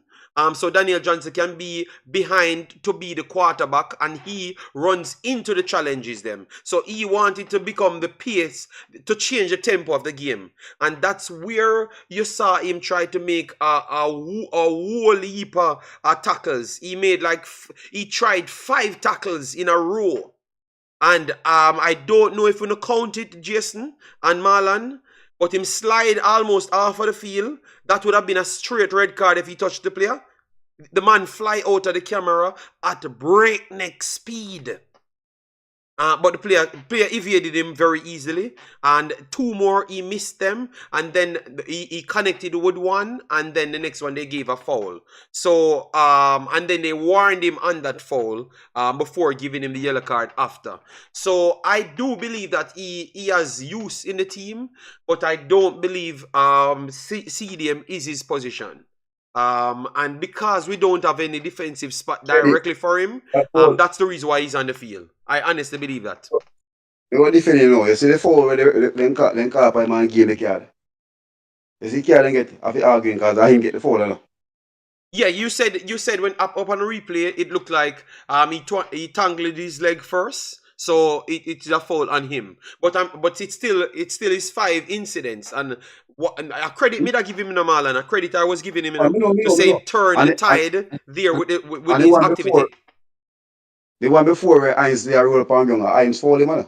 Mm-hmm. That's why I say the referee him need to But put in the same back But Marlon, with me add the good things I mean I to know because maybe some people can't understand what I'm saying. So let me add the good, clear things them.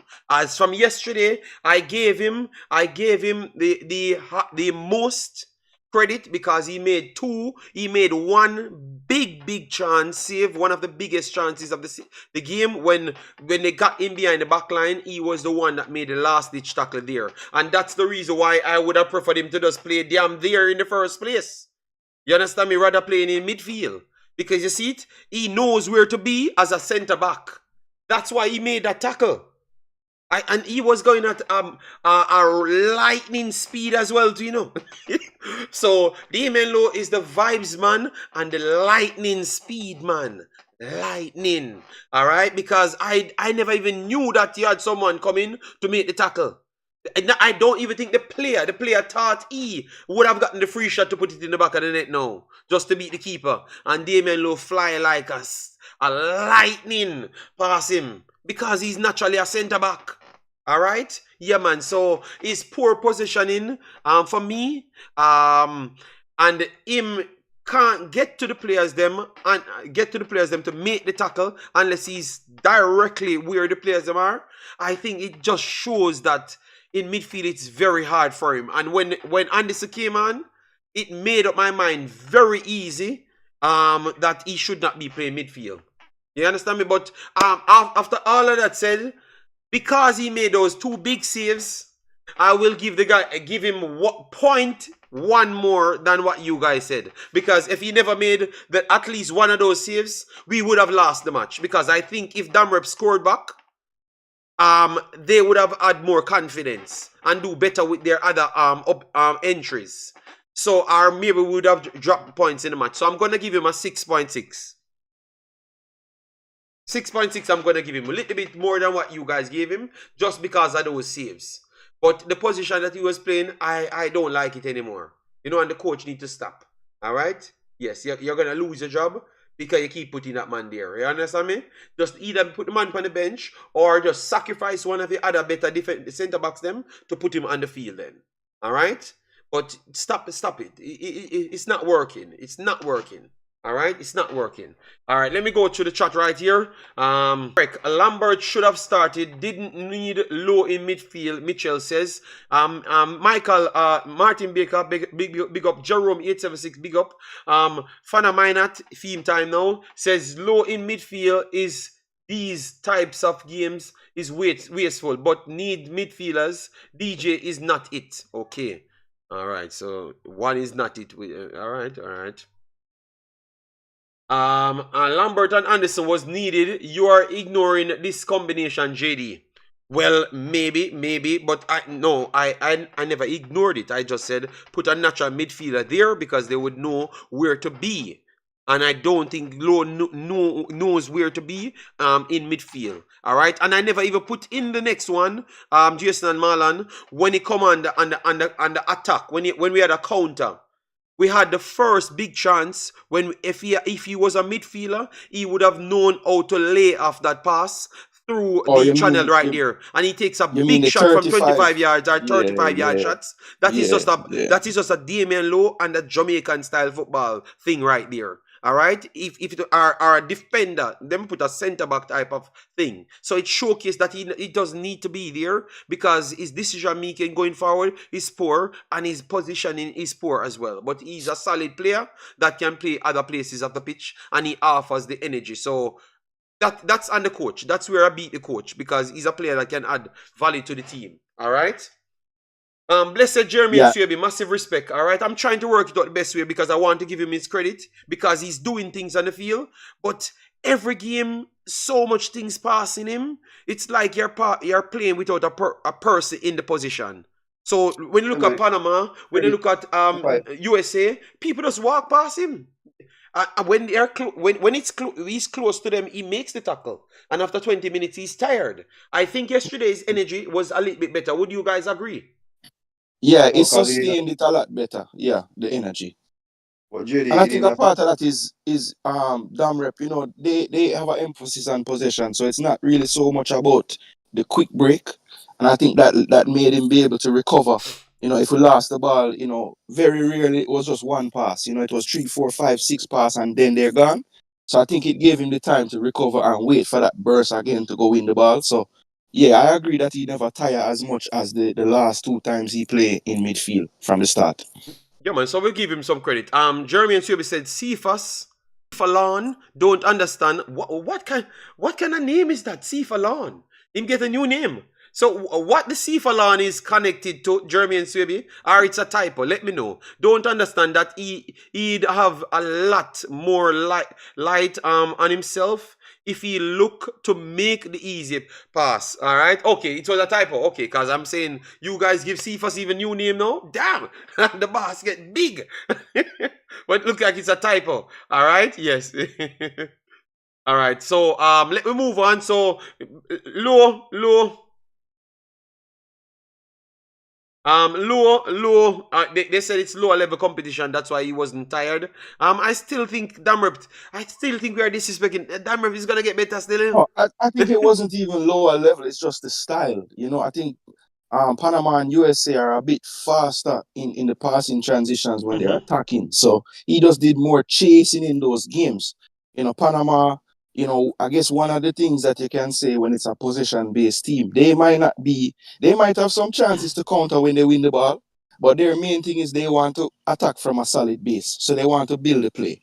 So I think that helped him in that regard. I think Panama and USA, if them see a pass, they will send it that diagonal and just go, and then you're chasing more. So I think that was a part of the reason. He didn't have to transition as fast in this game, because of the style of play of the other team. All right. We have Martin here, but we want to run through it because I have limited time, and I'm gonna still put on some more time on the clock because I am going to come back later. I only can do 36 more minutes on it. All right, so we're gonna go a little bit faster with the setup. All right, 36 more minutes or so. So let me go through. We have Daniel Johnson. So Daniel Johnson, let me start with Martin. Martin, give your take on all of the players. Them are just cut out some of the players and just give some take, and then the others will pick up. No, me start where you start, JD. Me nah have no problem with that. Cause I go watch by the screen. So me start where you start. Okay. Dima just wake up. Yeah, go ahead, big ass. Boy, JD, me no know Marlon or me no know if JC in the stadium too, but to me, Daniel Johnson, I hide from the ball, JD. The biggest problem when me have with Daniel Johnson. Me no know that's why see when people me understand when people say when they match live than when they watch it over TV. You see in the stadium, JD, Daniel Johnson hide from the ball. And me know how Daniel Johnson hide from the ball? Because me I reflect on how maybe Hutchins would have play or Ravel Morris would have play in the position. Come for the ball, come between the two midfielder. Him just not confident. Me not believe him confident say if him collect the ball right in the position, him feel say him I go lose it or something. But Daniel Johnson hide from the ball, JD. Him now come for the ball, carry the ball, look up him head, control the ball and control the pace of the game. Worse for the first 45 minutes. Me don't know if Daniel Dilo cause it because I see when Kira and Suko come on the field, him show up more. All right. Him had the more than him for do. But the first half, the first 45 minutes, me don't know. It seems like him just coward for come for the ball. But Jason touch on it, Marlon touch on it, and me touch on it. You're accurate that he was not on the ball and he was lost in the game. But I strongly believe that it's because the combination between him and Low had bad positions, so it automatically made him in a bad position as well, or easier to go around. All right, because Damrep won the balls faster and then passed him and Low in the first stride at all times because they are facing off back four, so that's why you don't see them. But once Low go in front of him, he drops deeper and start connecting to the back line, and he made a lot of passes in the first half. Let me give you the exact amount. he made in the first half. He actually dropped back and did better on passing the ball. All right, he had 37 passes, completed 31. And had started one of the key transitions them in the game. But I agree, in the first 25, Damrep was all over Jamaica because we couldn't get that work in the middle, and the coach tried to push. And JD, I want to ask a question, not to cut you. We have a pressing system? No.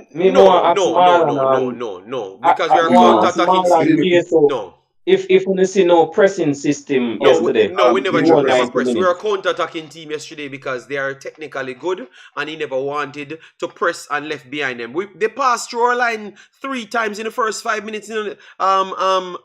Martin, what do you think it happened yesterday if we try to press them? Be honest. You think if we press them, we win the game yesterday? I don't think so. No. So my question then, JD. Because with Frank, I know me Frank, me I want fan with Frank. So why we overhype Jamaica then if we cannot even press one DR team? People them need to stop overhype Jamaica then. Martin, because styles is different. This coach he picks his players for his style. He's playing wing transition football. So most of the times his central midfielders. Yeah, Daniel Johnson can possess the ball, but obviously he doesn't have the supporting cast in midfield to possess the ball.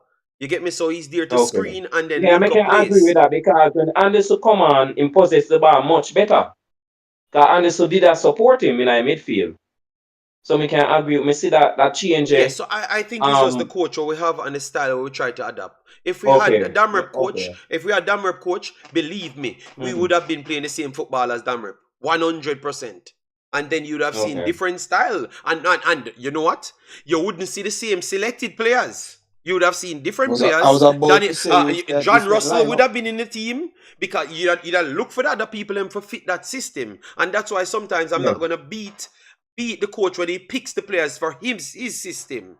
You understand me? Because now I'm realizing, he's just theme system. Him just want some man that's working at the midfield for try to stop the gaps them and if anything, them actually get some balls out wide. But I'm gonna always look at my fullback, what he's picking. Tavan Gray, good range passer. Deshaun Bernard, excellent passer. Michael Lecter, excellent passer. Pinnock, excellent passer. That's what I'm gonna expect. And Greg Lee have to double up for one of the wingers them that's not doing defensive work. So they have to have good high work rate as a defender and good range passing for the system that he offers. That's what I saw still. I don't know what others, Jason and Marlon, see. Yeah, I think if he's picking players to suit the system, you have to scratch your head about Johnson then, because a lot of the things you just describe him want the midfielders to do. I don't think Johnson do any of those things very well. No. But we're not a player, Jason, so a player I forgot. That is true. Remember, Casey Palmer is out injured, right? But that's another one as well, Marlon. That maybe them things we matter about. Injured or suspended? No, he was suspended. Yes. He'll be back. He'll be back next game. Yeah. You can't just have to lose it now. Say injured. Jesus no, he'll be back. So you select the man, I mean. Listen, man, there's 2 options there, right? So Kira and Daniel Johnson. Right, I'm a safe and last can I until say me say me a pay Damrep, which is a team that I know about. Right? If we're playing them and we are going to play low in the midfield, we're in problem. Because me no want nobody to defend the midfield, me no see them. Right? We play 2 box to box. Right? And control the game. And that's why we give them the first half. Because guess what? Kira Anderson come on the field, they don't have no answer for him. They didn't have an answer for him there. He came deep on the ball. He can go in drop his 7 at the pocket them. Right? He attempt three true pass. One of them go through. Right? The one with Papi was a bit off. Right? So you see the difference, and that's why I realized that Kira came on, everybody was comfortable. The defenders were comfortable, the wing back comfortable because he was always an outlet there. So that's a different between everybody game improved second half because that youth was there. So based on and I think the coach I thought the coach acknowledged that as well, and that's why he brought him in the press conference. I agree. I So, agree, JD. I based was off thinking that the now, you same think thing. that this is the moment now the coach realized him to tap him Boss foolishness him. and play the Boss youth? him. Yeah, man. Him Let a me know, get boss people, in the in the next chat. I think he figured out yesterday, you know. He figured out that yesterday. JD, I was in the stadium and the people them I say, who are Anderson? Me I say, if Anderson come on, these are fans. Cause you know, me passionate, so me are the biggest mouth when he there. No, believe me, I have to give you a big credit, man. And you have the biggest Me fire are the video. biggest We mouth. post the fire video now. Are you upon you already there 400 odd likes, you know. 400 odd views, you know. Yeah, mash up the place.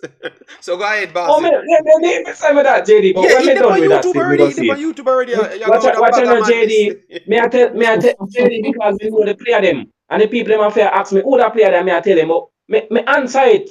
That's why me know say fans, people who watch football, me not talk about the hype of fans when I want education. But people who want education, me know me get look at education just from watching them stream here with you, just to them stream and get the education or the football match they play. Me a ball for Anderson for company field and me tell the crowd say, yo, anytime that number 16 come on the field, you're gonna see the difference. Everybody say they rate me. Agree me? The people they must agree me if you listen to the live today. Bust the youth.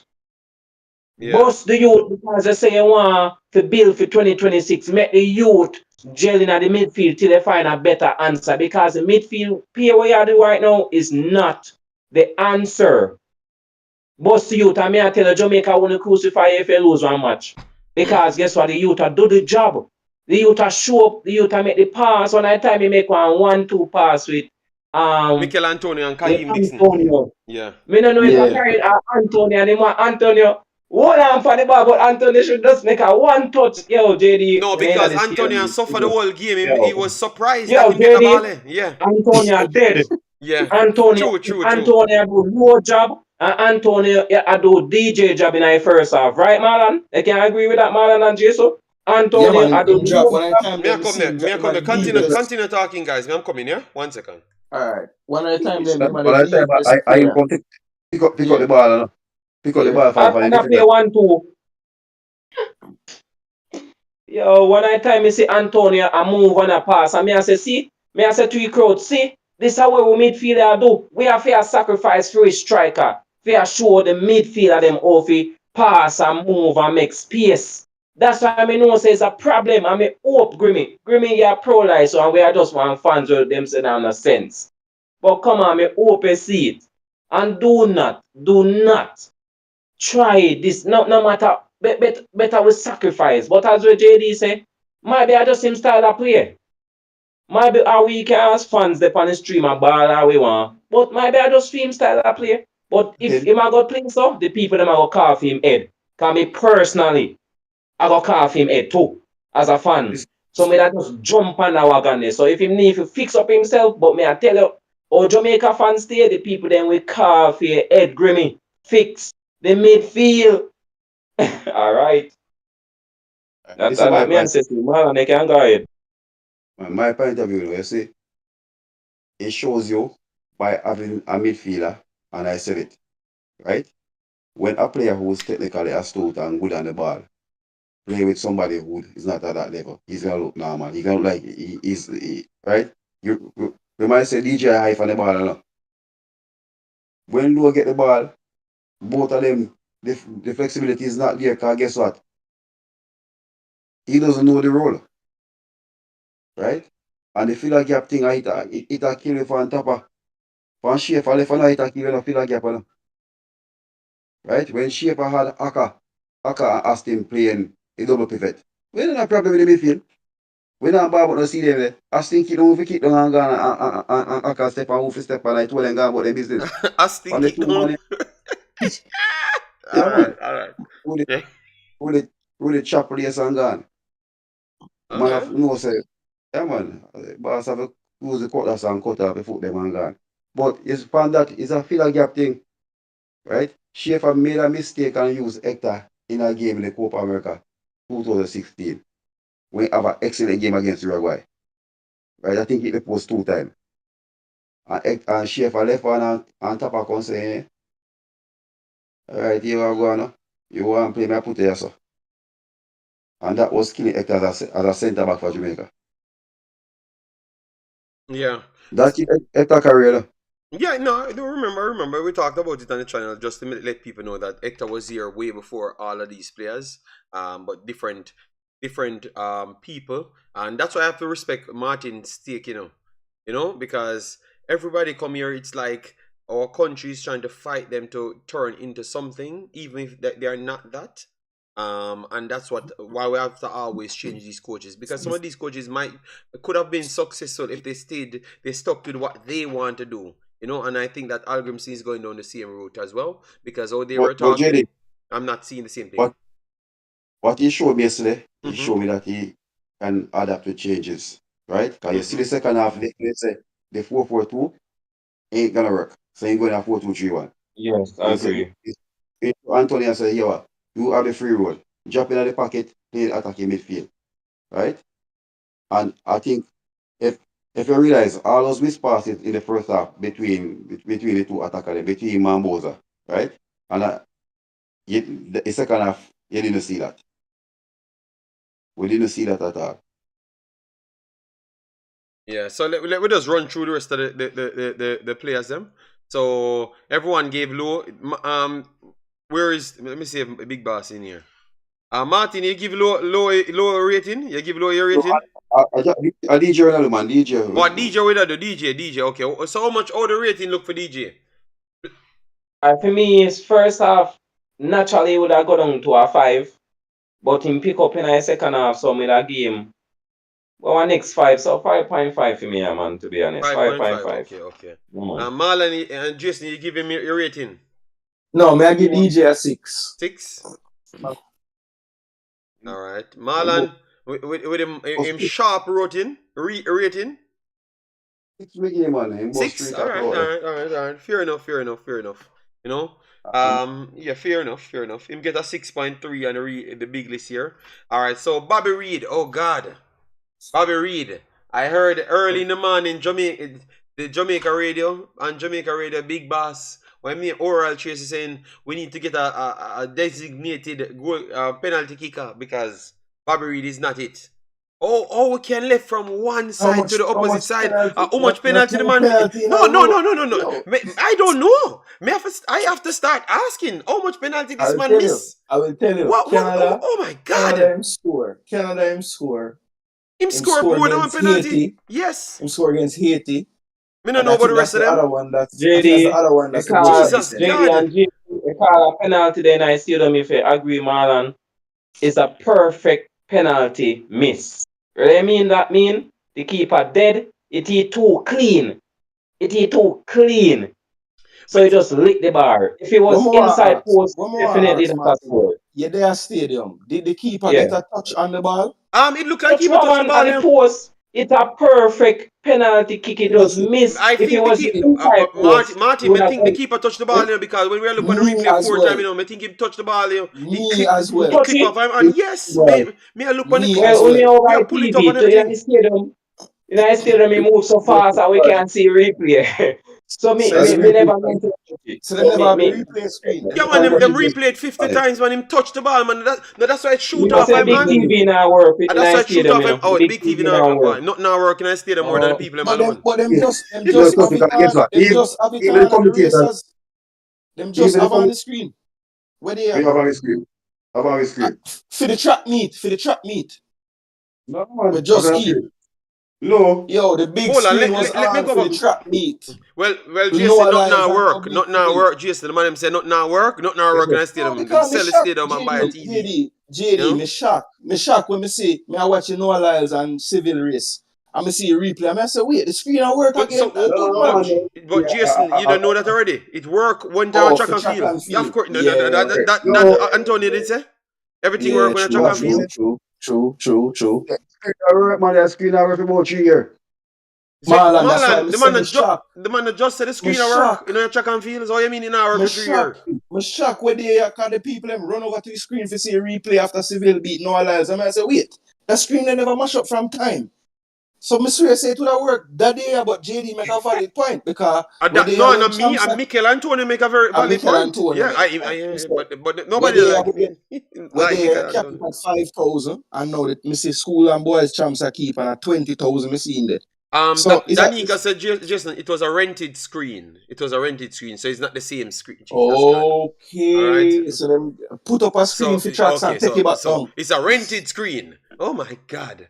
These stories in Jamaica is so fantastic. Oh my gosh. So why you own a stadium and you don't own nothing? You don't own nothing at all. So why you rent out the stadium for them? You know what? Let me just leave it. Let me not. This is such a good. Dexter Lab, big of himself, said that screen they get put in. Okay. Oh, they got it put in for the meet morning time. Okay, you see, these are so all on the Dexter's Lab. You know, see, people, we have almost 300 people watching. You don't think something wrong with that? Be honest. Everybody on the platform speaking, Jason, Marlon, Martin. You don't think that not show it? So we don't really care about football then?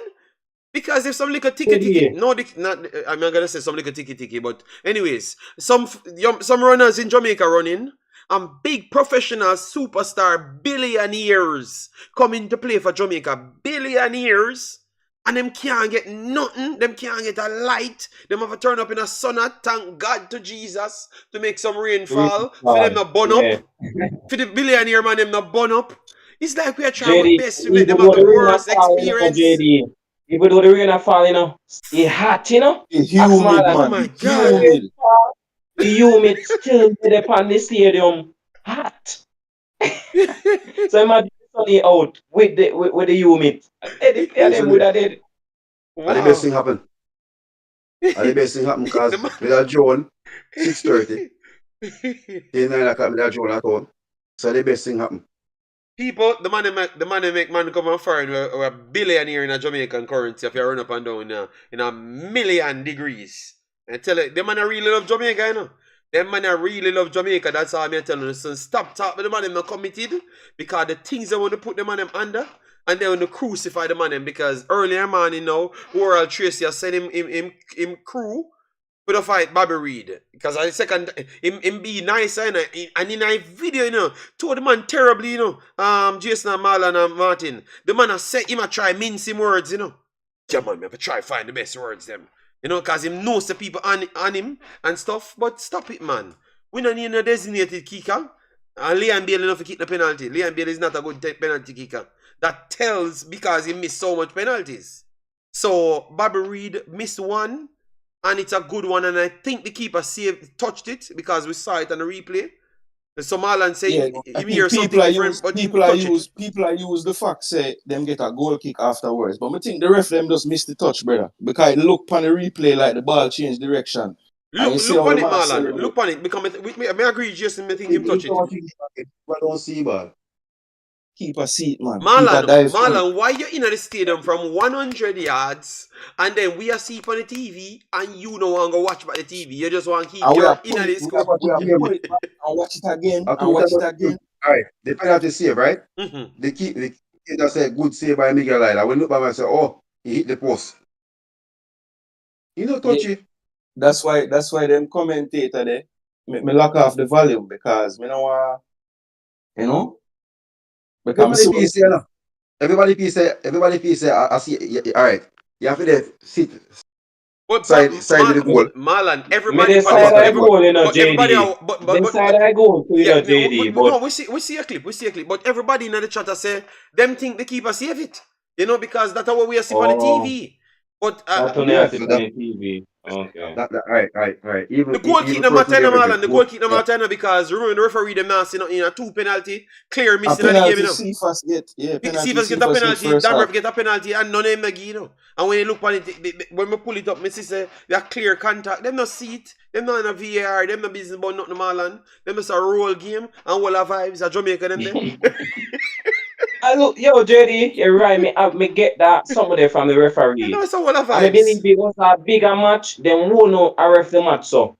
They ref the match really poor yesterday. I mean, I agree with that. From a city Canadian, I walk out. Me know our problems. Every time in ref a game, there are some things go on. Every time.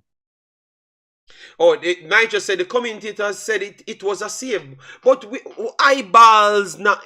Even if you can't see it clearly, you still intend the trajectory change on the ball. So Yes, clearly, yes. You see the spin on the ball so change and so everything. him finger them powerful. So does the breeze alone fly the ball. Marlon, him touch it, man. Come on, man. Big up, big up. So big up. Dexter Lab is the man that brings the comedic side to the Yeah, reggae keep the boys. All right. content Yeah, man. coming, Dexter Lab. It Yeah, man. have a vibes. All right, so we have not let we do rate out the rest of the playing people because I have to run. Mhm. I have to run. Me know my lady cuss me say me not turn up on the lady my little daughter dancing session because me have to do video man. All right, JD keeper didn't touch the ball. Oh, Dr. Ear said so. Dr. Ear, we are gonna fight the whole time on that. I'm gonna go back again. All right, you guys. Dapper Dean say he not touch the ball and people say him touch the ball. Tell you what, I'm going to go for the clip. Put it in the discard and you guys fight to see if he touched the ball or not. Yeah. You know it. This is bad when we're making excuse for damn rep. Oh my God, what is wrong with Phil B, man? The man them Which excuse? slow down the video. Him not touch it. Oh my God. All right. It did hit the post. Any baller can miss penalty. Tell the truth. Tell the truth podcast. All right. And him say me I tell like, all right, you know what? I am going to check again, people. I'm very sorry. All right, so let me run through it. Jason, you go through all the RSA players them. Then Martin Hold go through on. some play Alright. them and Marlon, and then we're done. Me one question now. The ball of them, they jersey, they Jamaican jersey, they can wear when they got match. Which Yeah, baller? Which Bonnie baller? Kamala. The big bad I man miss ball it. them. I miss the man who want to play for Jamaica about New Jersey already. Marlon, leave the bad breed baller in the man. The man must live them life, the man. The man my dad, brother. So the man him come from Jamaica. So the man live, man. Man him do them want do. You have to understand, say when you're born in Jamaica, you get a little bit more privilege. Which that should not be the case, but the man him do them want do. And tell you what, Mr. Leon being in the stadium, I'm glad him turn up because him bring some of him fans them there as well. Because him fans them are cult like. So you need so Louis V in a yellow shirt. I meet them clip, you know. I meet them clip a cuss him, you know. Say if he turn up at the stadium, you know. Make him turn up, you know. Yeah, man, I me, man. All right, me I take credit for it. So thanks for him to go to the game. Me happy about it. Just go ahead, and then the rest of them go ahead, you know. Alright, so Bobby Reed, last night me did give him a 6.5, but I will boost it up to a 7 because I think he did well, especially in the late times of the game when he dropped into midfield. I thought he did well in the late part of the game in the midfield. So I know he missed the penalty or get saved, yeah, from what me see, but still I give him a 7. I think he was solid. Then Cephas would I give a 8. I think he did get 2 penalties created. Only got credit for one of them. Could have done better on a few chances, or I would have given him the 8.5. But I do think that his presence on that side definitely even changed the mindset of the coach because the coach, after about 2 plays when he beat Garcia down the line, you see him shifting the entire midfield over that side as soon as he get it. So, anytime you can make a coach adjust tactics like that, you're really doing something on the pitch. I think he can work on his decision making. Everybody sees that and his composure in the final moment in the box. But, definitely a player that I think is really cementing his way in the team, whether it be a starting role or a danger man coming off the bench. Because somebody made a good point yesterday when we were watching the game and said, imagine Cephas coming on the pitch in like the 75th minute against a defense. Where the coach hasn't seen him for 70 minutes and adjusted his team. He just come on and can just, catch them on the break and definitely surprise some teams. So Cephas, I think, get an 8. Second, same with Bernard. I think they were the 2 best outfield player. Then just to close it off so I can finish off the show, Nicholson. I gave Nicholson a 7. Mainly for the goal. I thought his link up with Antonio was not really working out. I think we're seeing if he's going to play this 2-striker system, he has to find a way to play 2 different kind of strikers, right? Because yes, Antonio can drop down in the pocket, but when he's playing up front, it seemed to me that they were making the same kind of runs and kind of getting in each other's way at times. So the relationship is not really there when they both play together. I think you can see that they both kind of prefer to have a single striker role where they can go into the channels, and I think they wanted to run into the same channels and it was messing up the play sometimes. But I still give him a 7 because he did well to keep up with that play and make the tap in for the goal. So 7 for Nicholson. And then Antonio, I did beat him last night, but when we watch back the game, watch back piece of the game this morning when I wake up and think. But I say, I give an extra 0.5. So last night, I did say 5.5, but I'm going to boost it to a 6. I think his hold up play in terms of just drawing fouls and easing off pressure was something that I wasn't giving him enough credit for in the initial reaction. And, when we reflect on it a bit more, I think him deserve a bit more points for that. But I do think in the attacking third, his touch was a little off, overrunning some balls when he shouldn't have. The rare occasions where we play some 1-2s and him get some space, that next pass to connect just wasn't connecting. So, I think he was one of the players that definitely had a warm time with the field condition because, he's a player that changed direction a lot and you could see that he was losing in footings more often than staying on his feet. So I think that hurt him as well. But overall, I'm going to say him get a 6. And then just to make sure I'm close off everybody, I forgive Karaya ratings for him second half.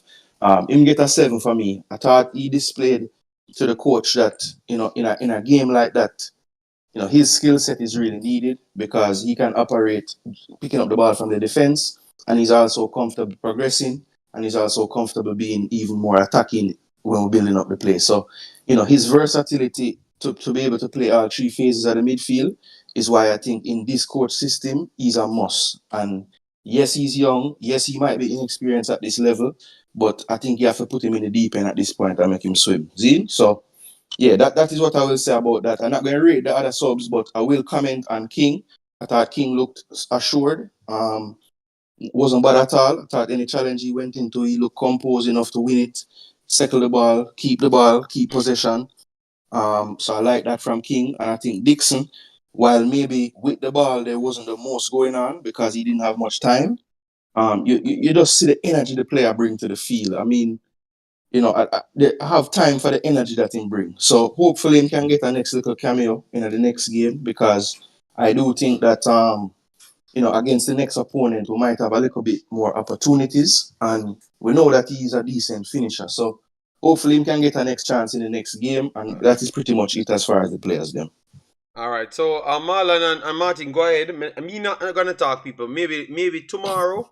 I'm gonna put the rest of the post match in the preview for Dominica. All right, because obviously later I have to do Nigeria as well, and my life is very very busy. So sorry about that, but I'm here often. I have done more videos than what I've done in the last 2 months in a short span. Go ahead, Martin and Marlon.